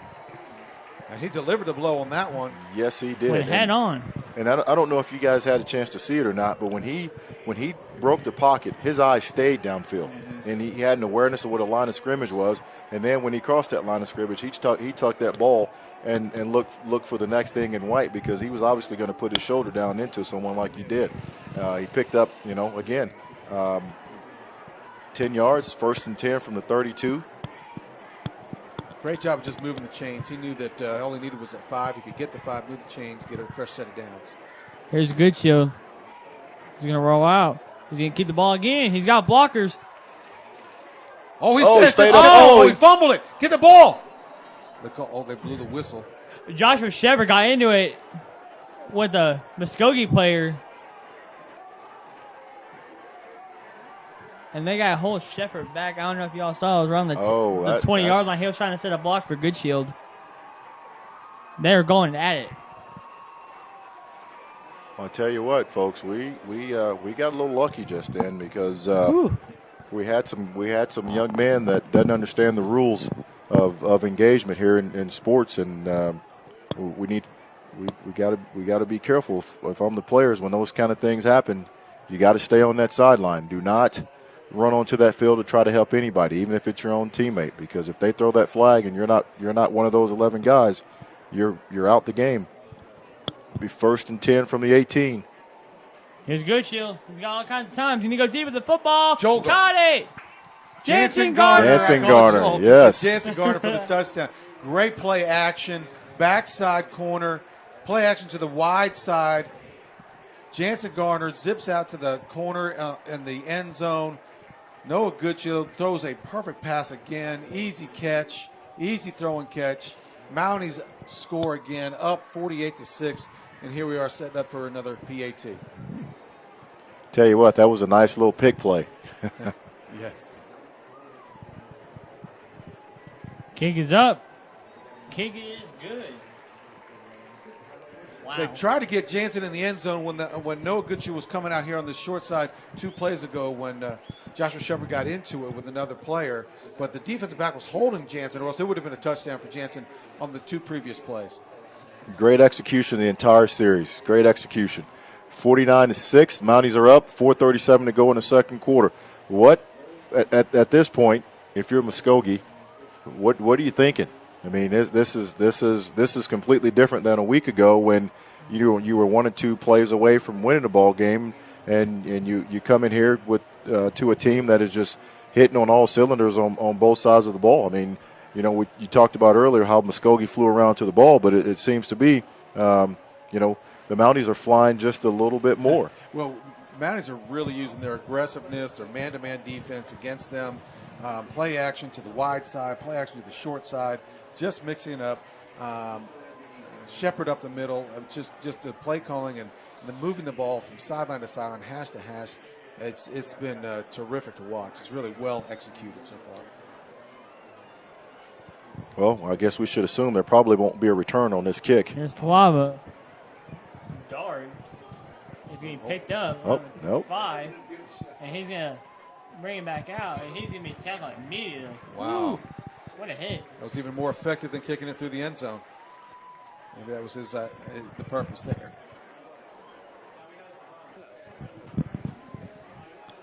It looks like number 36 was on that tackle, and that young man is Alan Castaneda. This is 49-6 with 4 minutes to go in the second quarter. We've scored 7 touchdowns, and this is great because a lot of these guys on the sidelines here for the Mounties are only special teams guys. So it's not very often where you get this much action and get a chance to get your name called like Castaneda did just then.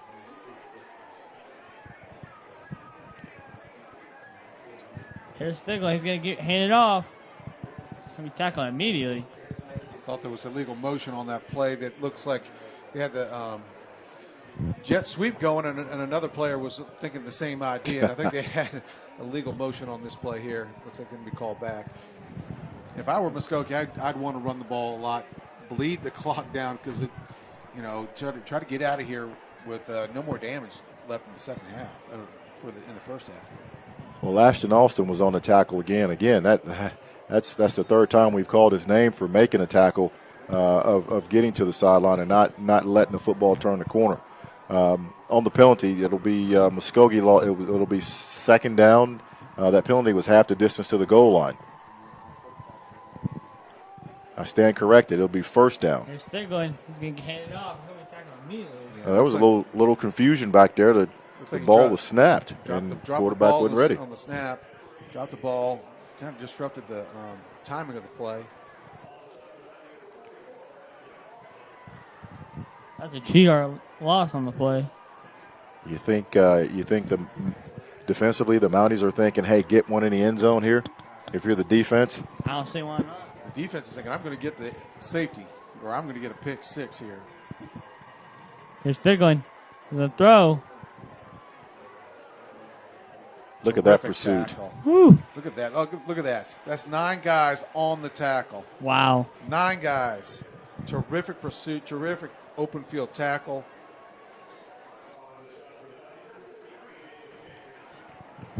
And Bradley Porter on that tackle really stood him up. Jacob Jenkins there as well to get the initial hit on the ball carrier. Well, here we are, 3rd and 10. Looks like the rougher from their own 9-yard line. Tell you what, they have had trouble with their field position all night long. Certainly have. A lot of that's due to the kicking game. Yeah. Here's Figglin. He's going to go deep. And it's going to be caught. Ty Cunningham brings him down. Hey, Ty Cunningham was there. He had good coverage on the play. It just they had a good throw and catch there. Looked like Ficklin may have gotten rolled up on that last particular play. He's gotten up a little slow. Well, I tell you, if they're starting a true freshman, I'm not sure where else you can go at quarterback if that's your guy. It'll be they got a first down. It'll be their ball 1st and 10 from the 25 with 1:50 to go in the second quarter.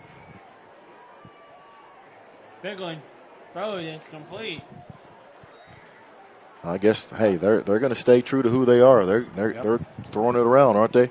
Isaac Chapman also again great pursuit. Great. He's one of those linebackers, defensive players. Just he seems to know where the ball is. He's got a nose for the football.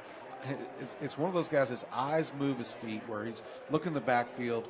He sees where the quarterback is looking. He's playing a terrific game tonight. Here's Figglin. All kinds of time. Got a receiver. And that's A little bit of Watson. a rhythm here by the ref. Brings up another first down with 1:10 to go. I think the clock was stopped. The receiver was able to get out of bounds, so we've got 1st and 10 from the 39-yard line with 1:07 to go. Mounties are up 49-6 here in the second quarter. Hayden Kaufman on the tackle for the Mounties on that last play.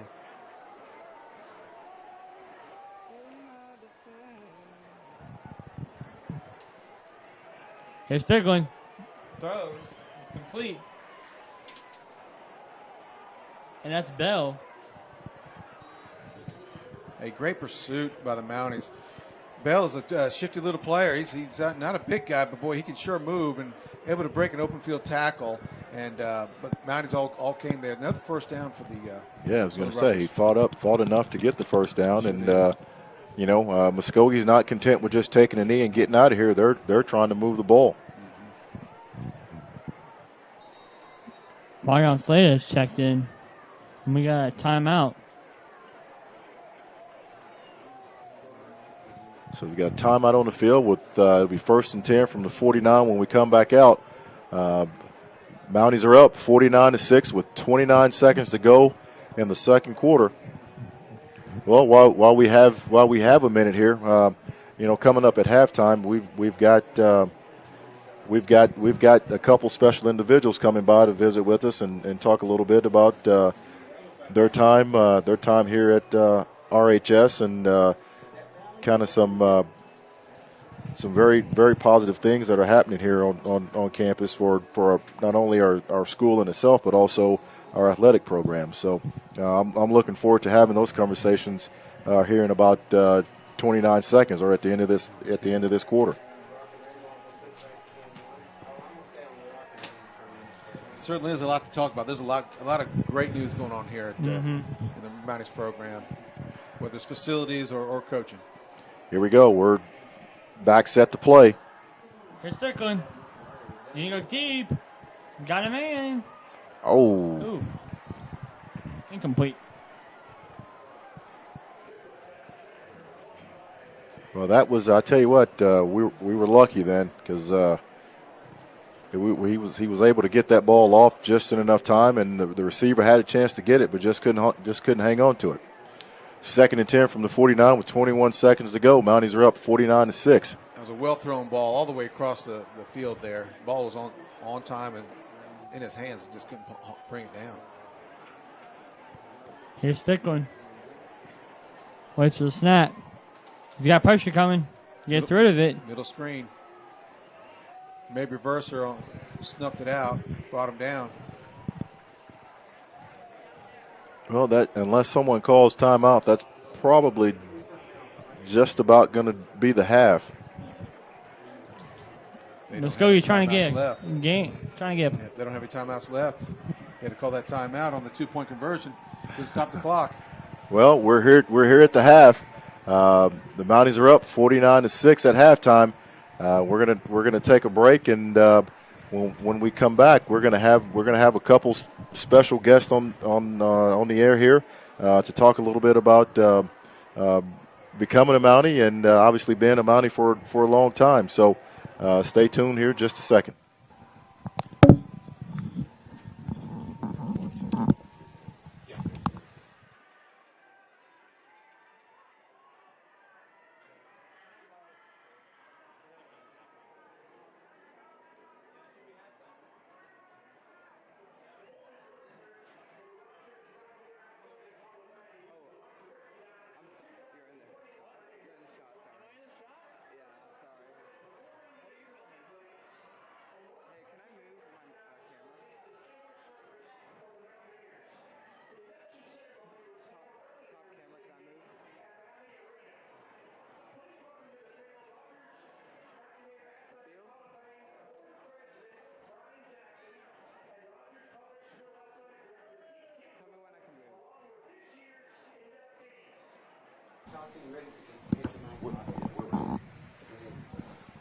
All right, we're back here, and tonight we have a special guest, a new assistant principal here, Jamie Rapp, and Jamie, obviously it's been a short time here, but how has it been becoming part of the RHS family?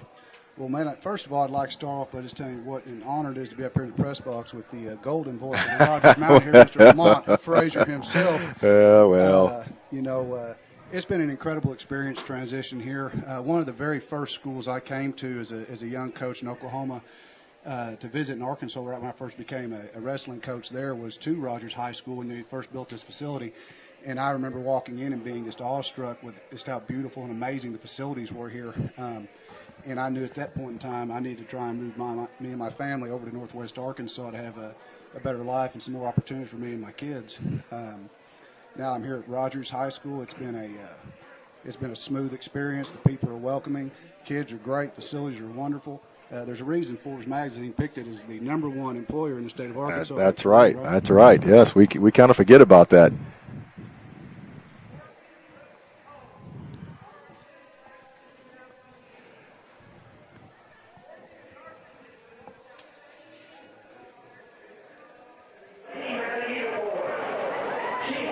Jamie, we're going to take a break here. We're having a Hall of Fame.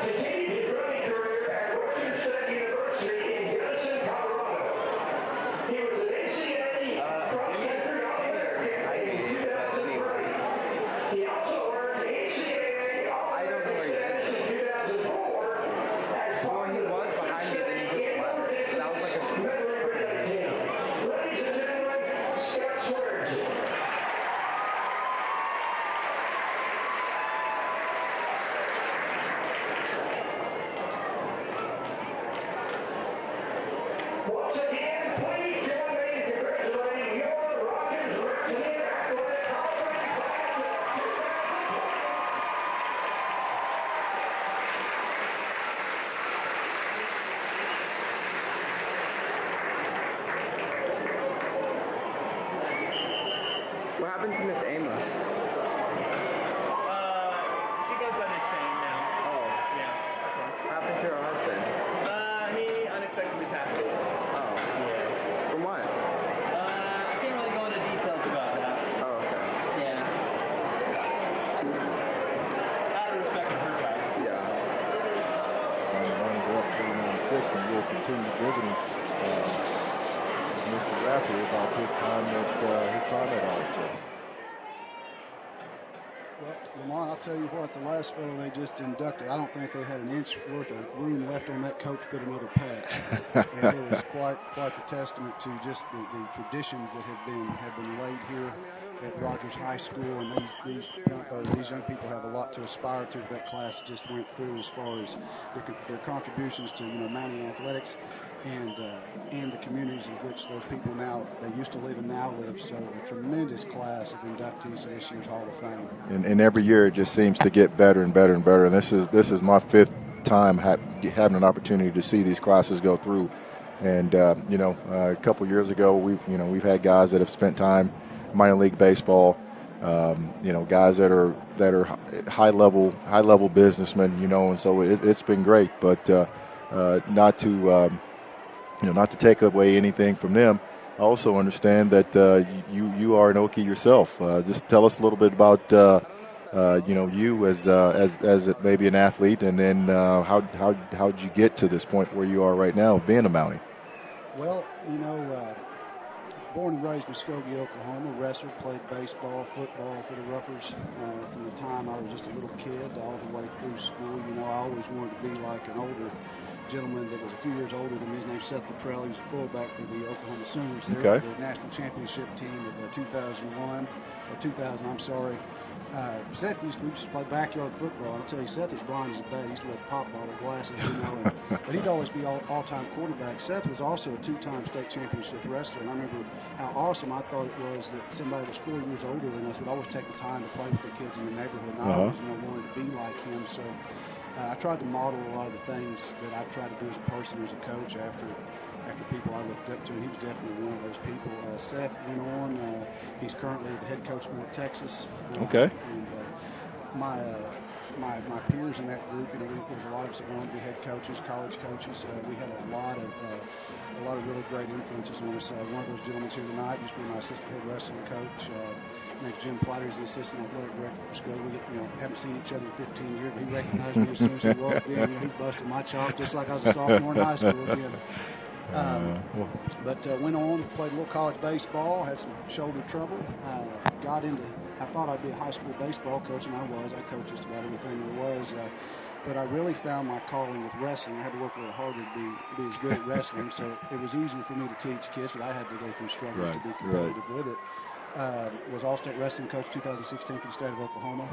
That landed me an opportunity to go to Bentonville High School, where I was the head wrestling coach there for 2 years. We won back-to-back state championships, and I had to strike while the iron was hot. I had an opportunity to jump over the dark side and become an administrator. So I went to Pea Ridge and had a wonderful experience there.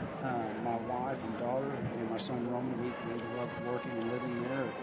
And when I had an opportunity to come back to this first school I came to in Arkansas, I jumped at the opportunity to apply.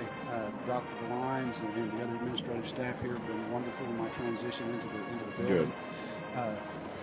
I, strangely enough, have worked with some of the staff from different places in different states, and it's almost like I've been with you all since day one, Lamont. It's a great feeling to be a Mountie. It's a great day to be a Mountie.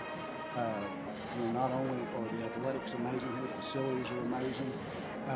The pride that the community takes in the school is something that's really second to none. Yes, that is what drew me here from my previous position. That's what drew me here, was just you felt it when you drove into the community. You felt it, and then when I got inside the school, it definitely was something that just drew you into it. And so we appreciate you taking the time. I know you've got some responsibilities of controlling the bleachers and doing those fun things during the game, but I hope you're also getting a chance to see some of the quality product that's putting points on the board, because it truly has been fun for us to be sitting up here calling it.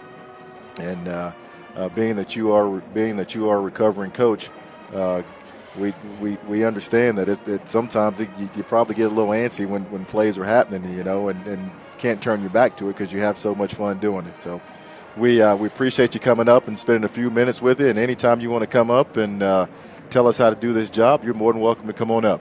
Well, I'll tell you what, Lamont, it'd be real hard to compete with that golden voice. Yeah, it's listen a to radio you. personality voice right there, ladies and gentlemen. On a closing note, I will tell you all something that struck me as the most impressive thing here is the student spirit that they have around just the things they do. If you've never been to a pep rally at Rogers High School, ladies and gentlemen, you are missing the true experience. Yes, you are. Yes, you are. Well, again, we appreciate you stopping by. Enjoy the weekend and get ready to go this Monday. Absolutely. Ladies and gentlemen, that was Jamie Rapp, the assistant principal here at Rogers High School.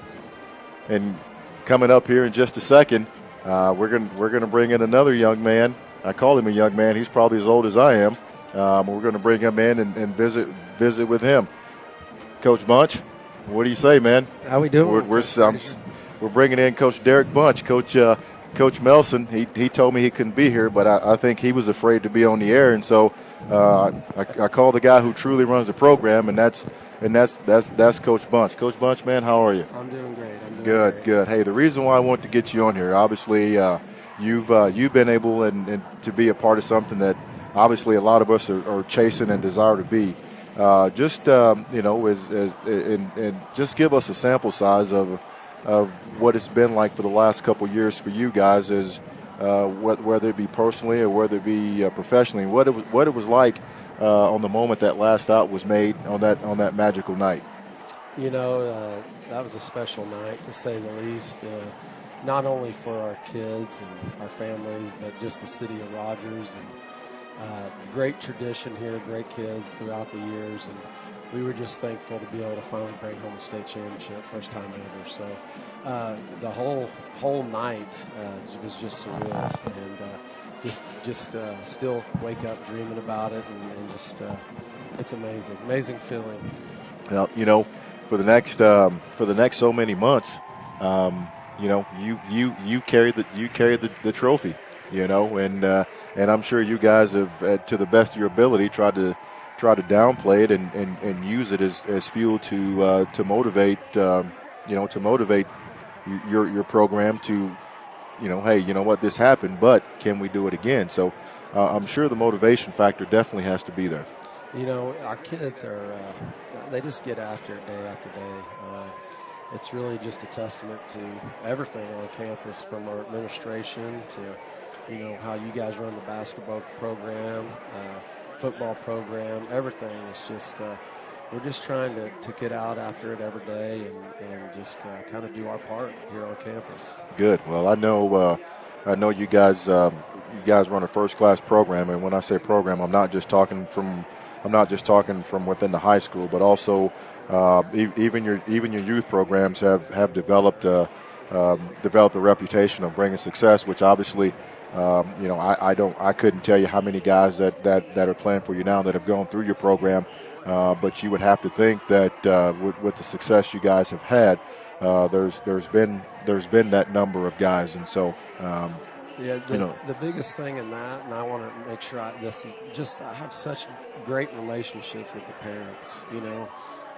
We were fortunate this year that we had Gatorade Player of the Year, Jackson Wales, and I'd coached Jackson since he was 9, and a lot of people don't realize that, but I got to know his dad, his grandfather, his mother, and to me, that's what coaching's about. It's just those kids wanted to win for each other day in and day out.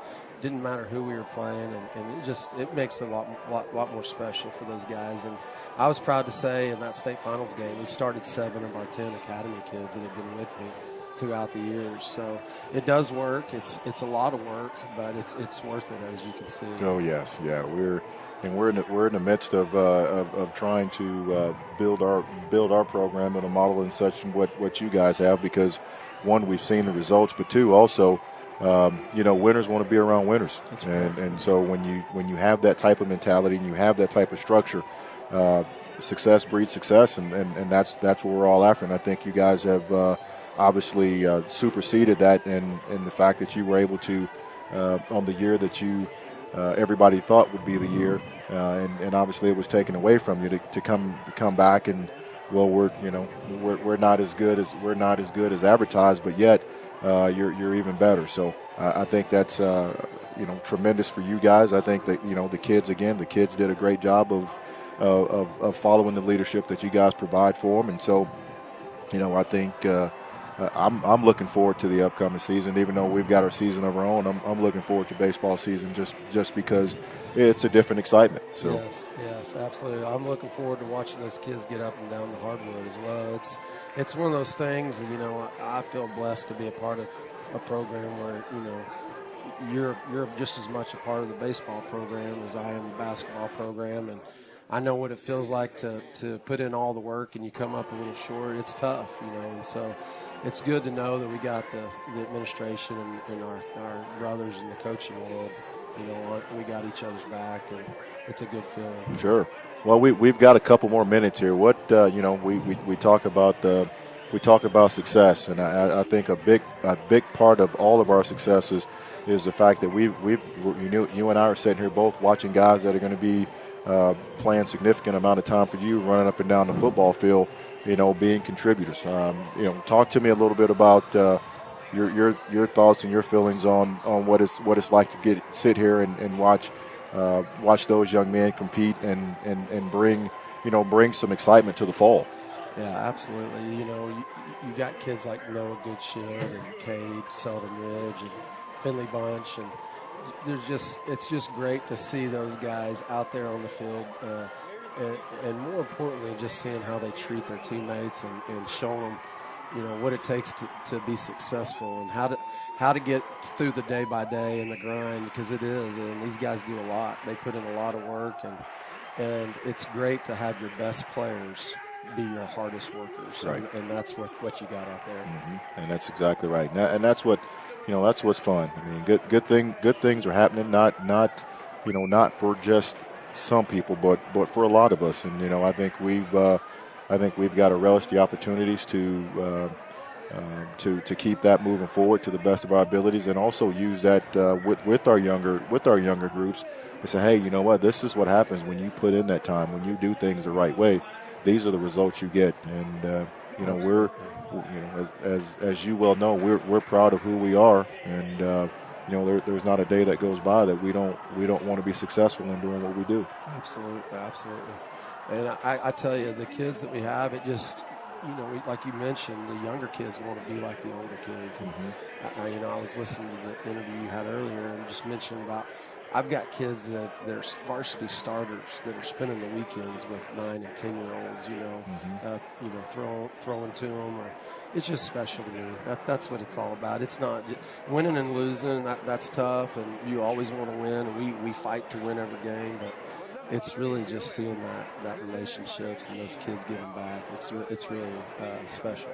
Well, great, Coach. We appreciate you stopping by. We're going to bring the other guys back in here. Absolutely. And thanks for having wrap me. Up this first half. And hey, man, enjoy it. You're awesome. Thank you. Hey, guys. I appreciate it. Thank you. Thanks all for right. having me. Thanks, Coach. That was Coach Derek Bunch of the reigning state championship baseball team. As we get back here to the football game where the Mounties are up 49-6, just a little bit of quick recap from the first half in terms of things that we need to eliminate and things that we need to continue to do. And Cade Seldenridge is having a career night, isn't he, Coach? I mean, he's got the 55-yard punt return. He also had, how many catches did he have? He's got 5 catches and 3 of them touchdowns. So he's got 4 touchdowns, 3 of them receiving touchdowns, and 1 in a punt return. So he is having a career night. Just a wonderful, wonderful night he's having so far. Well, I go back to the beginning of the game, and something that we talked about was the balance between the ground and the pass, and it is really because of the style that Muskogee's playing. It's really kept them off balance because we've been able to, even if we didn't intentionally draw up a run. Goodshield has done a great job of allowing the receivers to run their men off and then just putting his head down and going to get 6, 8, 10 yards, which has been moving the chains. So in essence, he's extending plays whether it's by design or it's just happening.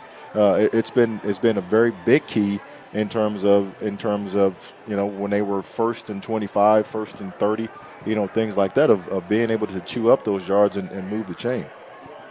Yeah, they've got he's thrown to 5 different receivers. He's spreading the ball around, and he is just doing a great job of just managing the game. Chance, what are your thoughts after watching one half of football where the Mounties are up 49-6? Hey, I'm gonna say it's looking like a Case Selmer tonight. After what he's been doing tonight, it's incredible.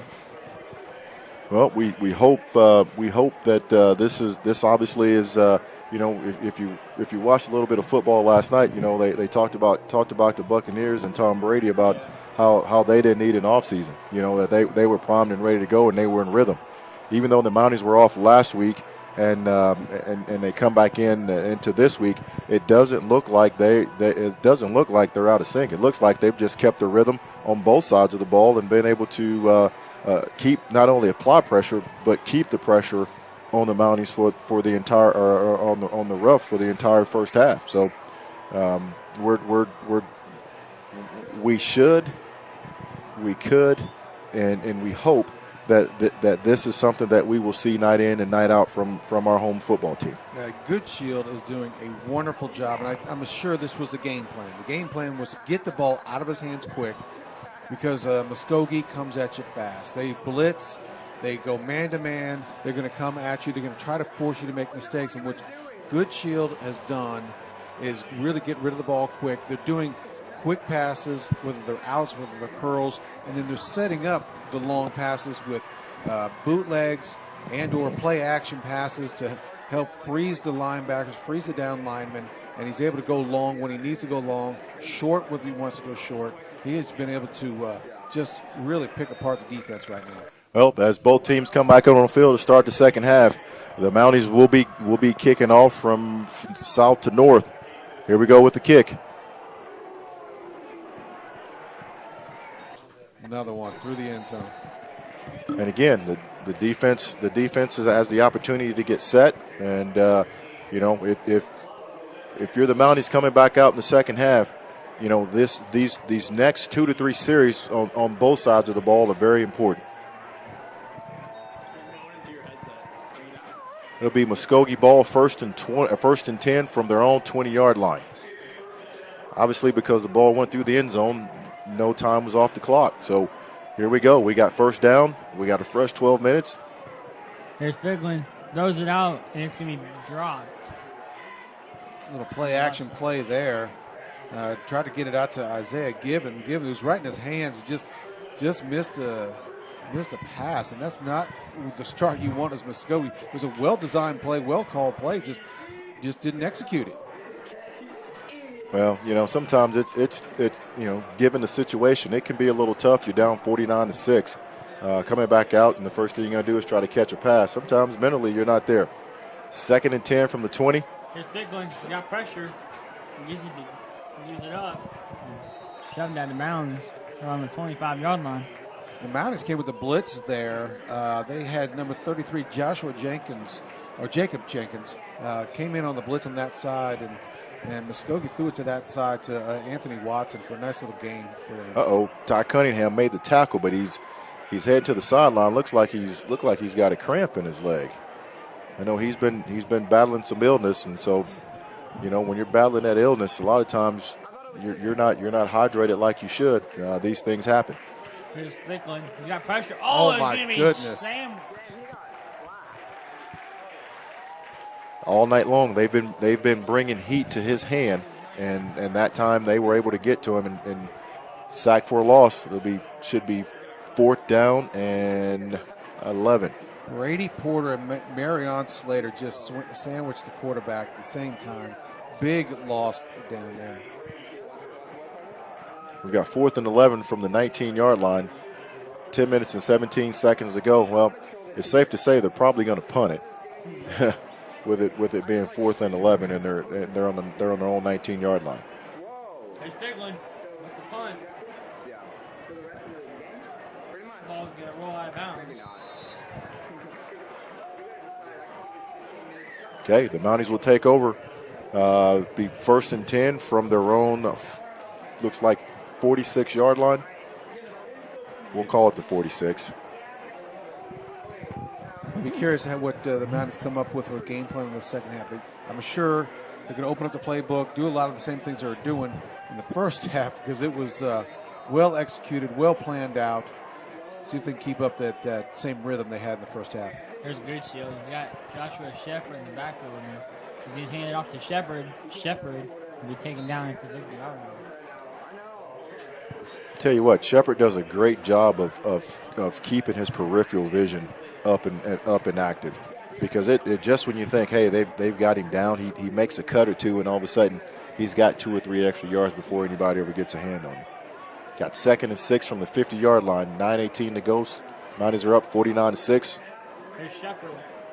Muskogee was really filling the box on that one. They came with the run blitz, and they had at least 7 guys on that line really going to stop the run on that play.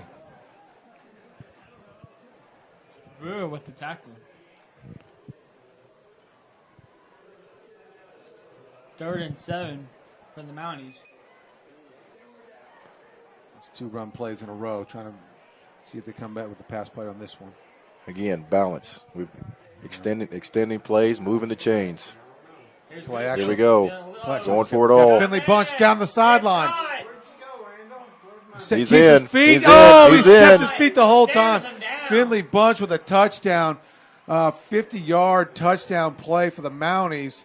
There is a flag on the play back here at the 45-yard line. It looks like it may be coming back. That is a shame. That would have strike that was from Goodshield to Finley Bunch. Ran underneath it. Illegal man downfield is what the call is against the Rogers Mounties.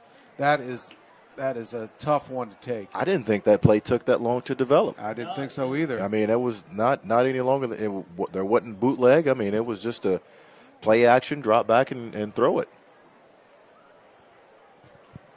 I think you could probably call illegal man downfield and run pass option offenses on every play. Yeah, that is very true. Here we go, 3rd and 12 from the 44. 8:15 to go in the 3rd quarter. Here's Goodshield. He's going to move Shepard out to the right. Goodshield got time. Looks downfield. Throws, and it's complete. Jansen Garner. Should be enough for 1st down. We'll see how they're spotted. Goodshield buying some time, moving his feet, keeping his eyes downfield. He's even looking to the opposite side to see if there's something open there. Jansen Garner, the sophomore, playing for his brother tonight, Joel, who has a concussion. Great possession receiver, great pass.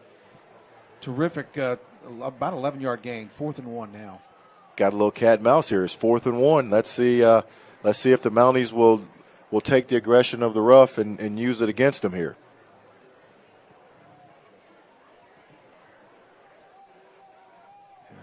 Got 2 seconds. They're going to have to call timeout.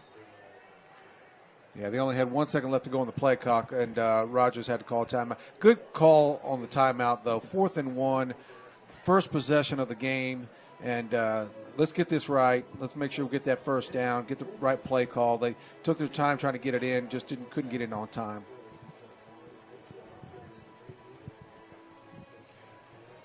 With 4th and 1 and you're up 49-6, This is a good time to test your linemen. Test these linemen out. Hey, you know what, guys? Can you go get us a yard? Can you go get us 1 simple yard?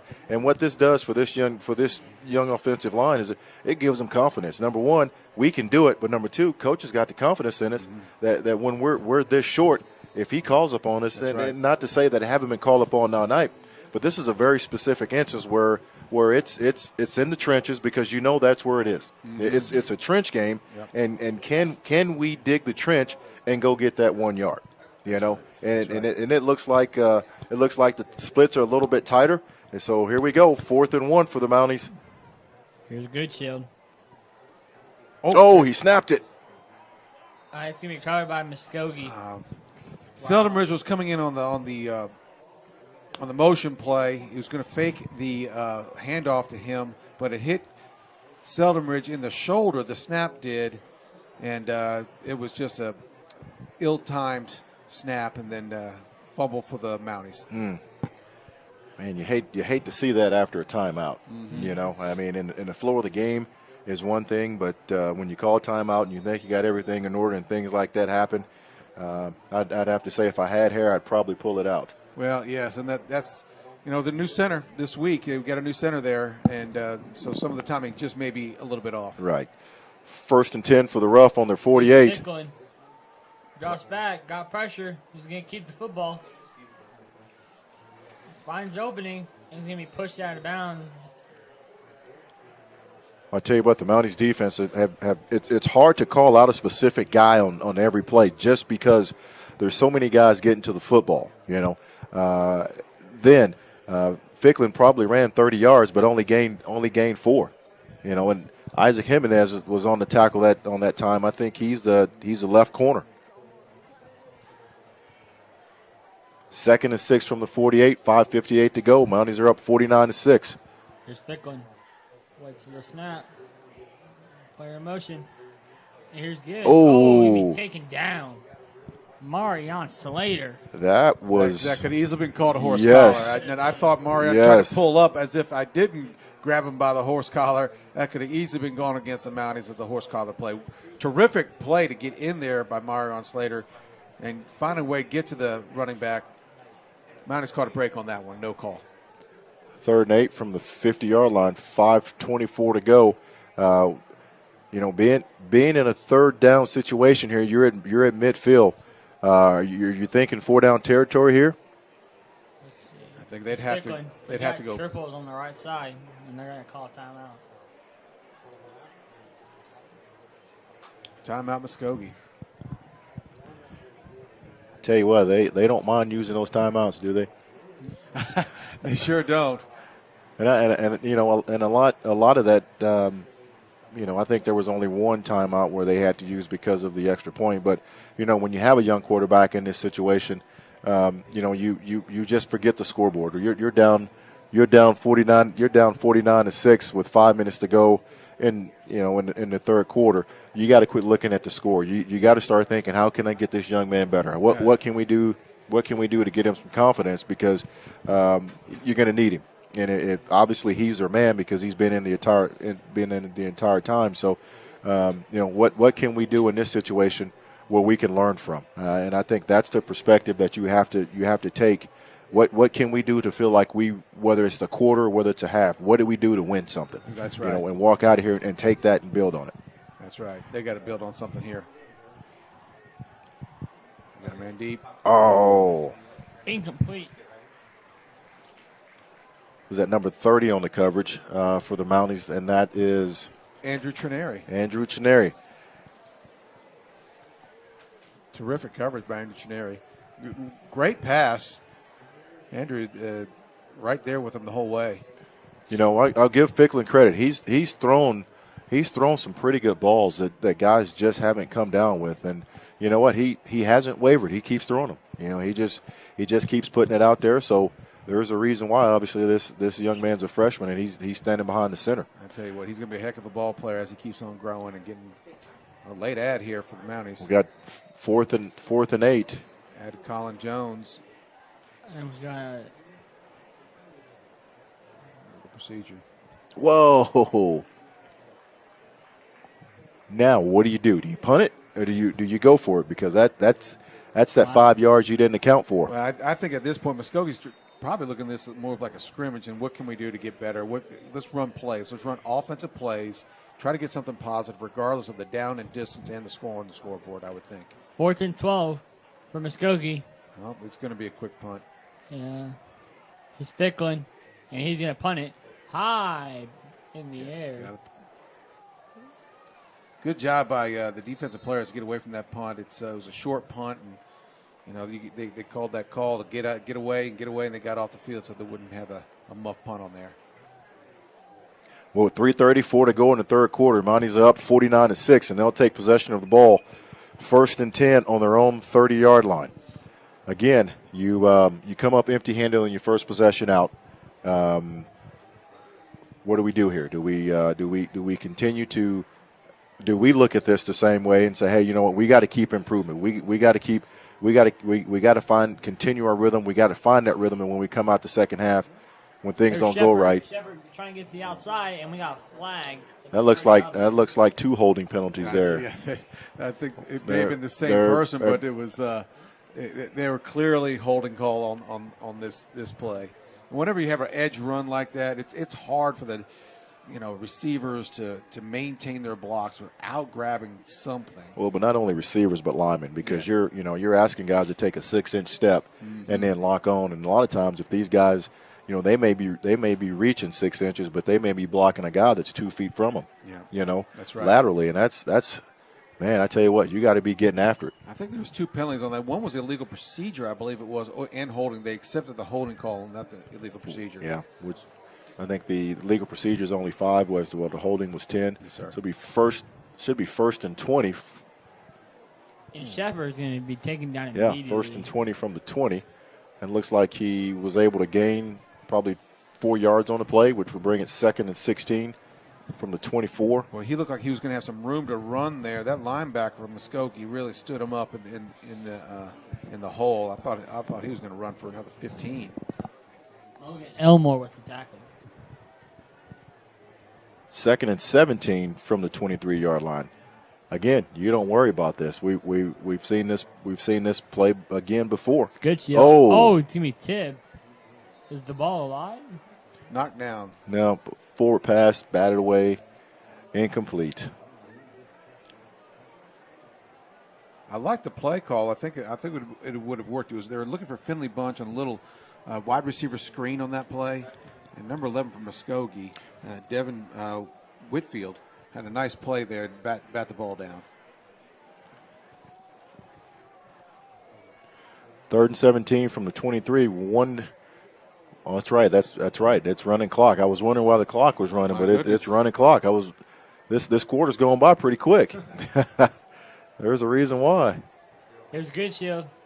He's got time. Steps up in the pocket. He's going to throw, and it's complete. Seldenridge with not only the catch, but the first down. Yards after catch. He got another 3 yards after that catch because he was twisting and turning, and he has had some issues with his back this week, and he was complaining about that. And it looks like he's coming up a little bit limp. Oh, yeah. Uh-oh. Yeah, we got another. Well, this may be the inexperience of that line. That's right. that we've seen here on this drive and the previous drive, because the flags that have been thrown have come, the interior. Yes, line. from the interior. So we had the legal man downfield. Now that's a couple of legal procedure and a holding calls. It's started a little bit sloppy here compared to the first half, which was nearly flawless for the RHS Mounties. We're 3rd and 17. Nope, it's going to be more than that.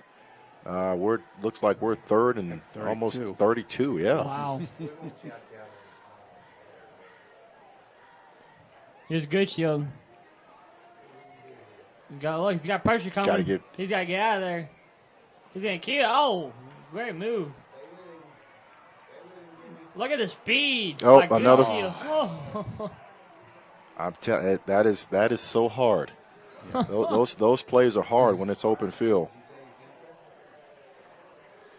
Yeah, what do you think that was called? Was that a clipping call, or was that more of a illegal block in the back? They got him. Wow. Yeah. So there's 3 flags laying on the field. Oh, yeah. 1, 2, 3. 2 of them were for the same penalty, and 1 was for the additional penalty. So additional dead ball. I think there was some extracurricular. These guys, they must have a quota of flags they have to throw a game, because I tell you what, 1 guy's not throwing a flag, 3 guys are throwing flags. That's right. It's kind of like when you're at home and you can't put 1 towel in the wash. Yeah. Hey, Noah Goodshield made a terrific run there. He just put so much pressure on the defense. He was all the way at the goal line, got it out to the 30-yard line. Nice cutback run. RHS has had several terrific offensive plays to start this half that have been negated by these flags, and showing, like you said, Coach, a little bit of inexperience, a little bit of untimely penalties. So they'll sort it out. Had the helmet-to-helmet contact. Was that's about the initial 7? call? That was on the offensive tackle, number 71, Dillett. Nick Carter. Oh, Nick Carter, 71. Nick, Yes, sir. okay. Nick Carter. And then the extra laundry that was thrown was on Joshua Shepard, number 6. Oh, wow. I think he may have felt like he got cheap shotted there near the end of the play, so felt like he got up and had maybe said a few things and got in trouble there. Well, it really didn't do much for the chain. It's still 3rd and 34 from the 6-yard line with 23 seconds to go. Now, here's where we get to see, can we get a first down? That's right. That's gonna be incredible. Goodshield's got Shepard in the backfield with The him. blitz. Goodshield's going to keep the football. Get out. He's got speed.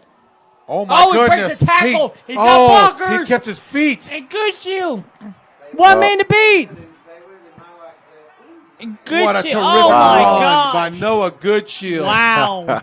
It is a 93-yard run by Noah Goodshield. Kept his feet. I thought he was going to get demolished here at the 30-yard line. Put his shoulder down, bounced off a defensive player, kept his feet, and kept on down the sidelines all the way down to the 3-yard line. What a run by Terrific. Goodshield. And that's the end of the quarter there. Yes. Hey, and you know what's more important? How many towels you see laying on the ground? That's right. That None. was not getting called back this time. None. Just let him get to the second level and let him make plays. He really is a difference maker back there. I mean, he's throwing the ball on point, on time, on the money, or he can do it with his feet. One of 3 ways. Triple threat quarterback. I mean, he's doing a terrific job filling the shoes. I think we mentioned that about the Siloam game of Christian Francisco, who's now at Rice University, a D1 player. He just really looks fantastic back there, the quarterback. Well, at the end of 3, the Mounties they took the quarter off from the end zone. It was almost like they were allergic to that end zone down there. They really didn't want to get to it. But with the end of the quarter on a 93-yard run, so if anything that was there positive to come out of that particular quarter, I think it was the play at the end. And not only that, but also, again, the ability to negate the negative play. Forget about it, go on. Even though there were back-to-back negative plays, they kept moving forward, and obviously it's 1st and goal from the 3-yard line to start the fourth quarter. If you're Muskogee, that right there just takes any air, any life out of you that you have on both sides of the ball. Yeah, couldn't agree more. You know, it saps them out, and whatever they thought they may have had. Here's Goodshield. Gives it to Shepard, and Shepard did he get in? And he's in for the touchdown. Wes Tomlinson on That the carry was there. they took Shepard out and put Tomlinson wasn't in at the quarter, so that was Wes Tomlinson with his first touchdown. Great run by Wes up the middle. He looks like a strong young man. Hey, the band got a little louder when Wes scored. Wes is also a member of the band. I see the guys down there hammering those drums. They're getting jacked up for one of their own. Mounties are up with 11:49 to go, 55-6. Kick is up for the extra point, and it's good. Wow. Mounties go 93 yards in one play after being penalized about 40 yards. That's right. Prior to that 93. So is that a net 50 or is that actually 93? Depending on where they start from. But nevertheless, we get the ball in the end zone. The score is 56-6 with 11:49 to go. Again, if you're Muskogee, what do you do? There's the oxygen. What do you do? Nothing has gone your way, and you can truly say everything has gone right for the Mounties tonight, just from the opening possession. Yeah, I couldn't agree more. And sometimes when you're up this big as the Mounties are, you got to be careful not to, still play sharp when you're up this big. We're fortunate that it is a running clock tonight for the Mounties at this point, and I'm really impressed with how No Goodshield handled that last series.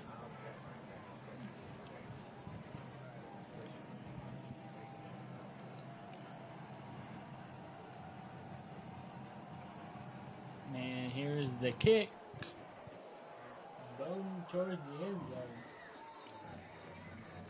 So, I'm familiarizing myself with the rules of high school football, so I'm guessing if you catch it now, you're catching it in the end zone. And regardless of whether you pull, you cannot run it out. It's a touchback. It's a touchback. It's a touchback.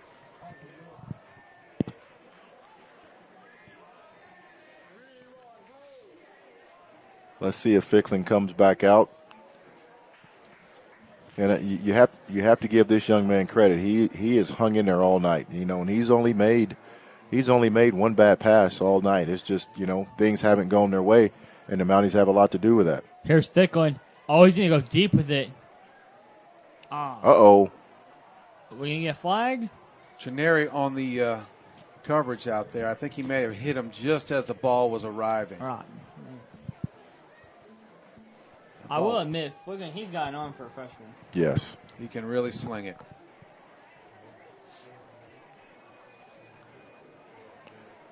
There wasn't a lot of pressure in his face that particular time, so he was able to put that thing on a rope and get it out there to that receiver. When he threw that ball on a straight line, 50 yards.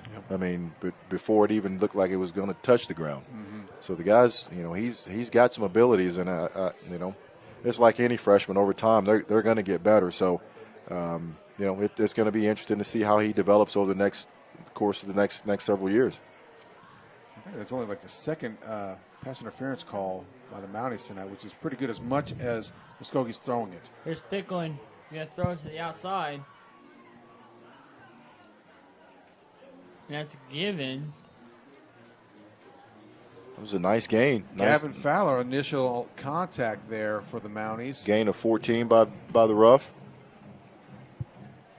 10:26 remaining. Mounties up 56-6.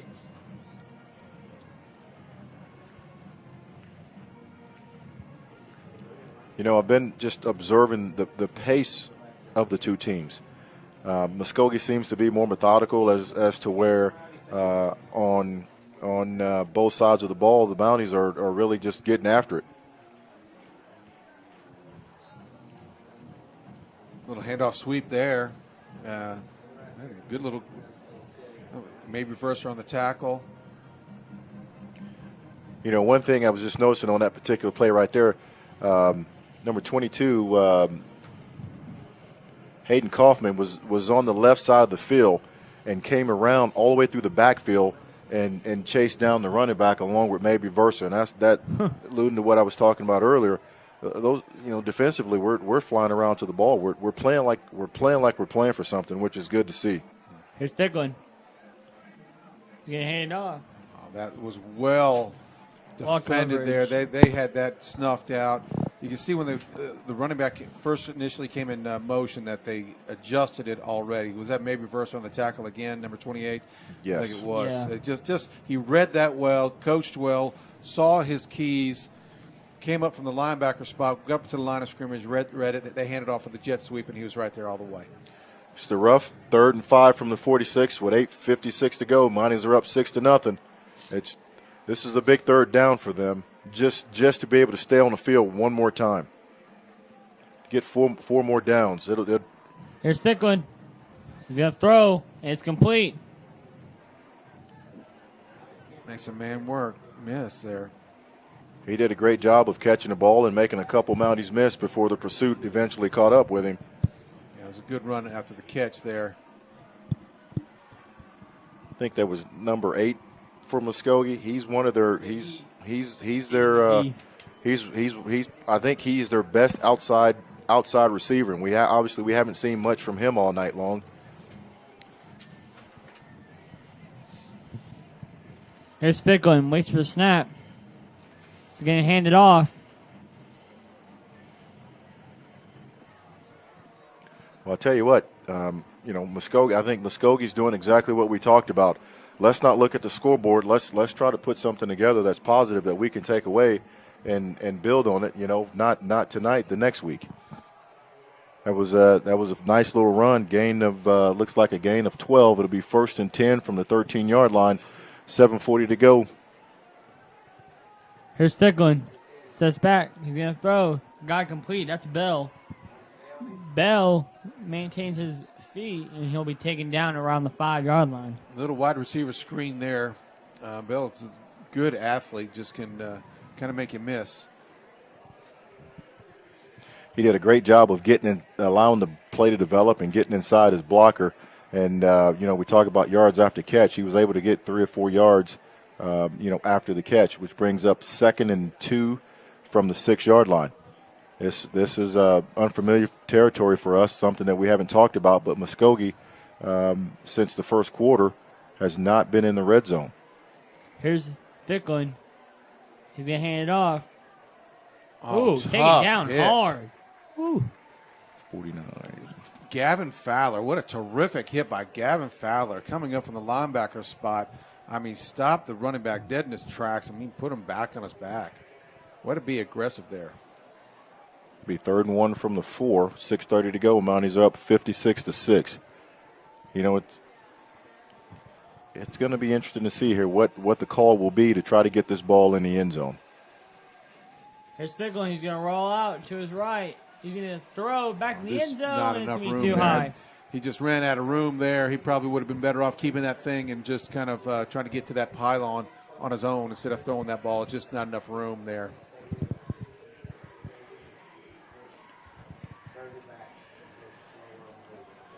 This is a big play for the Mounties, just from the stand-up point of it being 4th and goal, and keeping the opponent out of the end zone. Yep. Remember, the only score they had was at pick 6. So Yes. The And defense so is pitching a shutout they tonight. have pitched a shutout all night long, and so again, let's. I know Coach Williams will want to keep that intact. That's for sure. Here's Ficklin. Ficklin got time. Throws in the end zone. Incomplete. Wow, great play by Isaac Jimenez to stay with the receiver, hit the ball out of his hands right as the ball was arriving, because that was going to be a completion if Isaac doesn't make that play with his left hand. That was a well-done, well-timed defensive play, because that was going to be a touchdown. Well, so far we've pitched a shutout on a defensive end. And I don't think it's too early to say, but I think the way the defense has played tonight, they're worthy of some credit for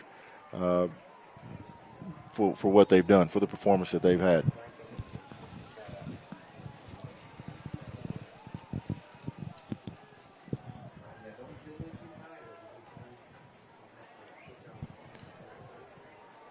There we go. We've got a switch at quarterback. Look like number 10 is now at quarterback. Eli Parsons. Eli Parsons.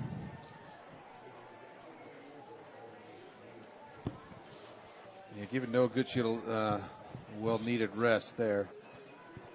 Hey, what a night he's had. It certainly has. It's been a terrific night for him.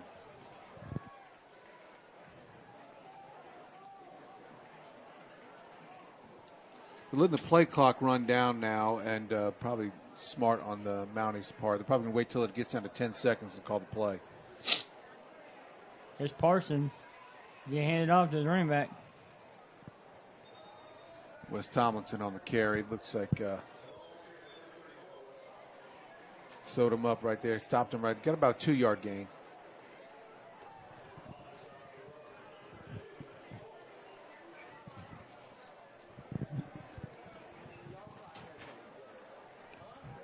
We've got 3rd and 7 from the 7-yard line with 3.5 minutes to go. Mounties are up 56-6, and with this group in, it looks like a lot of these guys are second string guys. If you were to call them that, they are they're getting some valuable minutes at this point in the varsity game, which is awesome. Here's Parsons. Then heading off to Tomlinson. Pushing the pile forward. Yeah, it looks like they've got a lot of the sophomores out there, a lot of younger guys that are needing a little bit of some reps. Well, if you're going to do it, this is the night to do it. But unfortunately, they're not as well seasoned as the first team guys, and so here they go. They're 3 and out, and we'll see our first punt for tonight. I think I jinxed it today, boys. Nah, this is Low snap. Gets it off. He's going to roll out to the 40. And that's Bell. Oh! Way to come up. Seldom Ridge on the tackle. Oh, my goodness. Along with Conrad Myers. Conrad didn't go for all the fakes. He stayed steady and held his ground, and the cavalry caught up with him. That's right.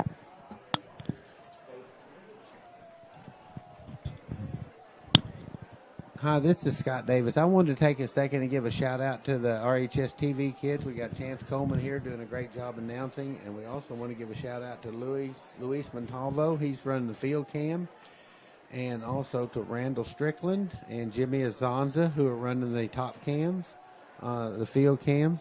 So Randall Kirkland is running the top cam with Jimmy Azanza. So thanks, guys. And I also want to give a shout out to Amonte Jones, who was one of Coach Frazier's basketball players, and he was also one of our announcers for RHS TV in years past. We were glad to see him stop by the booth tonight. So thanks a lot. Looks like Damon Vogt was shaking up on that last pass punt play, and looks like he came up on his own power and be able to run off the field. It's good to see that Damon Vogt is all right. Here we go. Fiddler's going to hand off to the running back.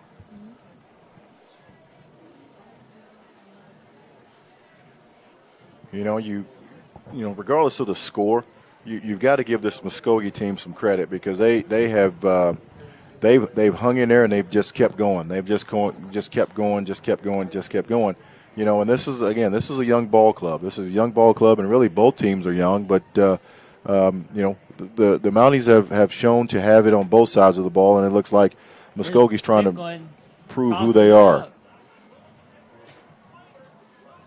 And that's Wilson down on the 5-yard line. Well-designed wide receiver screen to the opposite side. Little kind of a bootleg action, and on the short side, goes back to the top of the field. Nice run. Looks like a gain of 20. It'll be 1st and 5 from the 5 with 1:10 to go.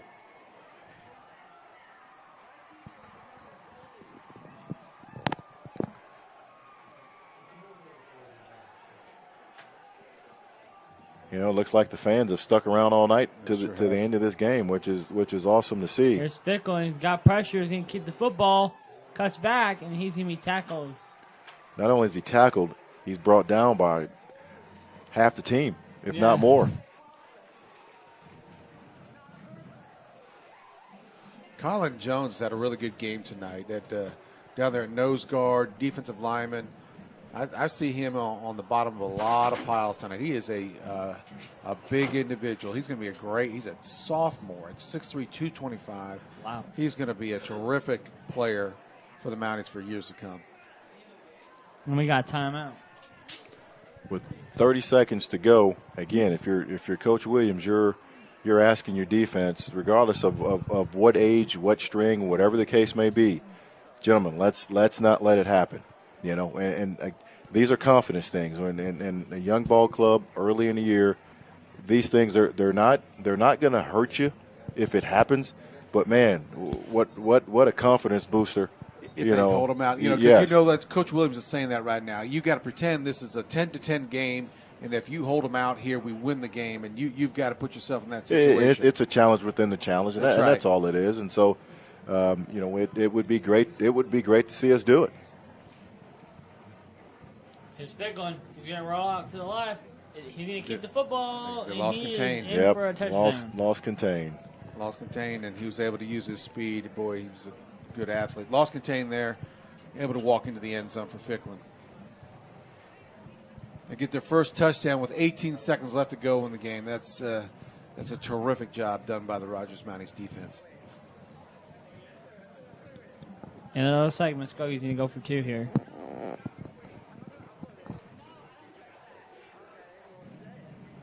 Well, it's 18 seconds to go, and you give up your first touchdown of the night. I don't think you can be too disappointed. I don't think so either. Here's Ficklin. Going to toss it out. Wow, good read on Ooh-wee. that. Alex Portillo, great read on that. He He knew his assignment. He knew he had the pitch man on that. Just really read it well. Got out there, and a great tackle as well. It's nice to see Alex. It's nice to see Alex out there on the field. He's a senior this year, and he's paid his dues being on that sideline. So it's great to see him out there, and actually even better to get to see him make a tackle during the varsity game.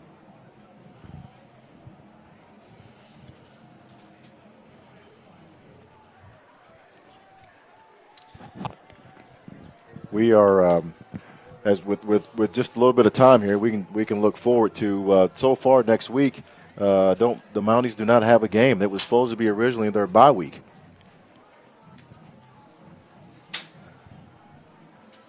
Yep, open week, and then September 24th, there's Southside.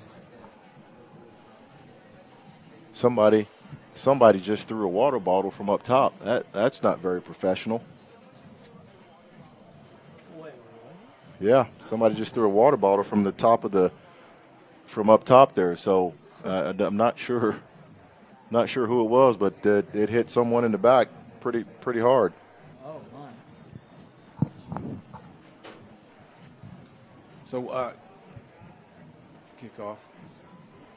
Ficklin, the quarterback, is now. Was that Ficklin, the QB, the kicker? Yes, it was. So Rogers Mounties have an open week next week. I think they are still trying to fill that week since Stillwell canceled on the Mounties. So they're still trying to fill that week. I don't think anything has happened yet. Have you heard anything, Coach? No, I have not. And the way they've been putting points on the board, I'm not sure if anybody's going to jump into that with them. So, well, we have a final, folks. At the end of 4, your Rogers Mounties 56, the Muskogee Rough 12. Well, I tell you what. After watching some film and looking at the opponent and then having our team come out, there's a reason why you play the game.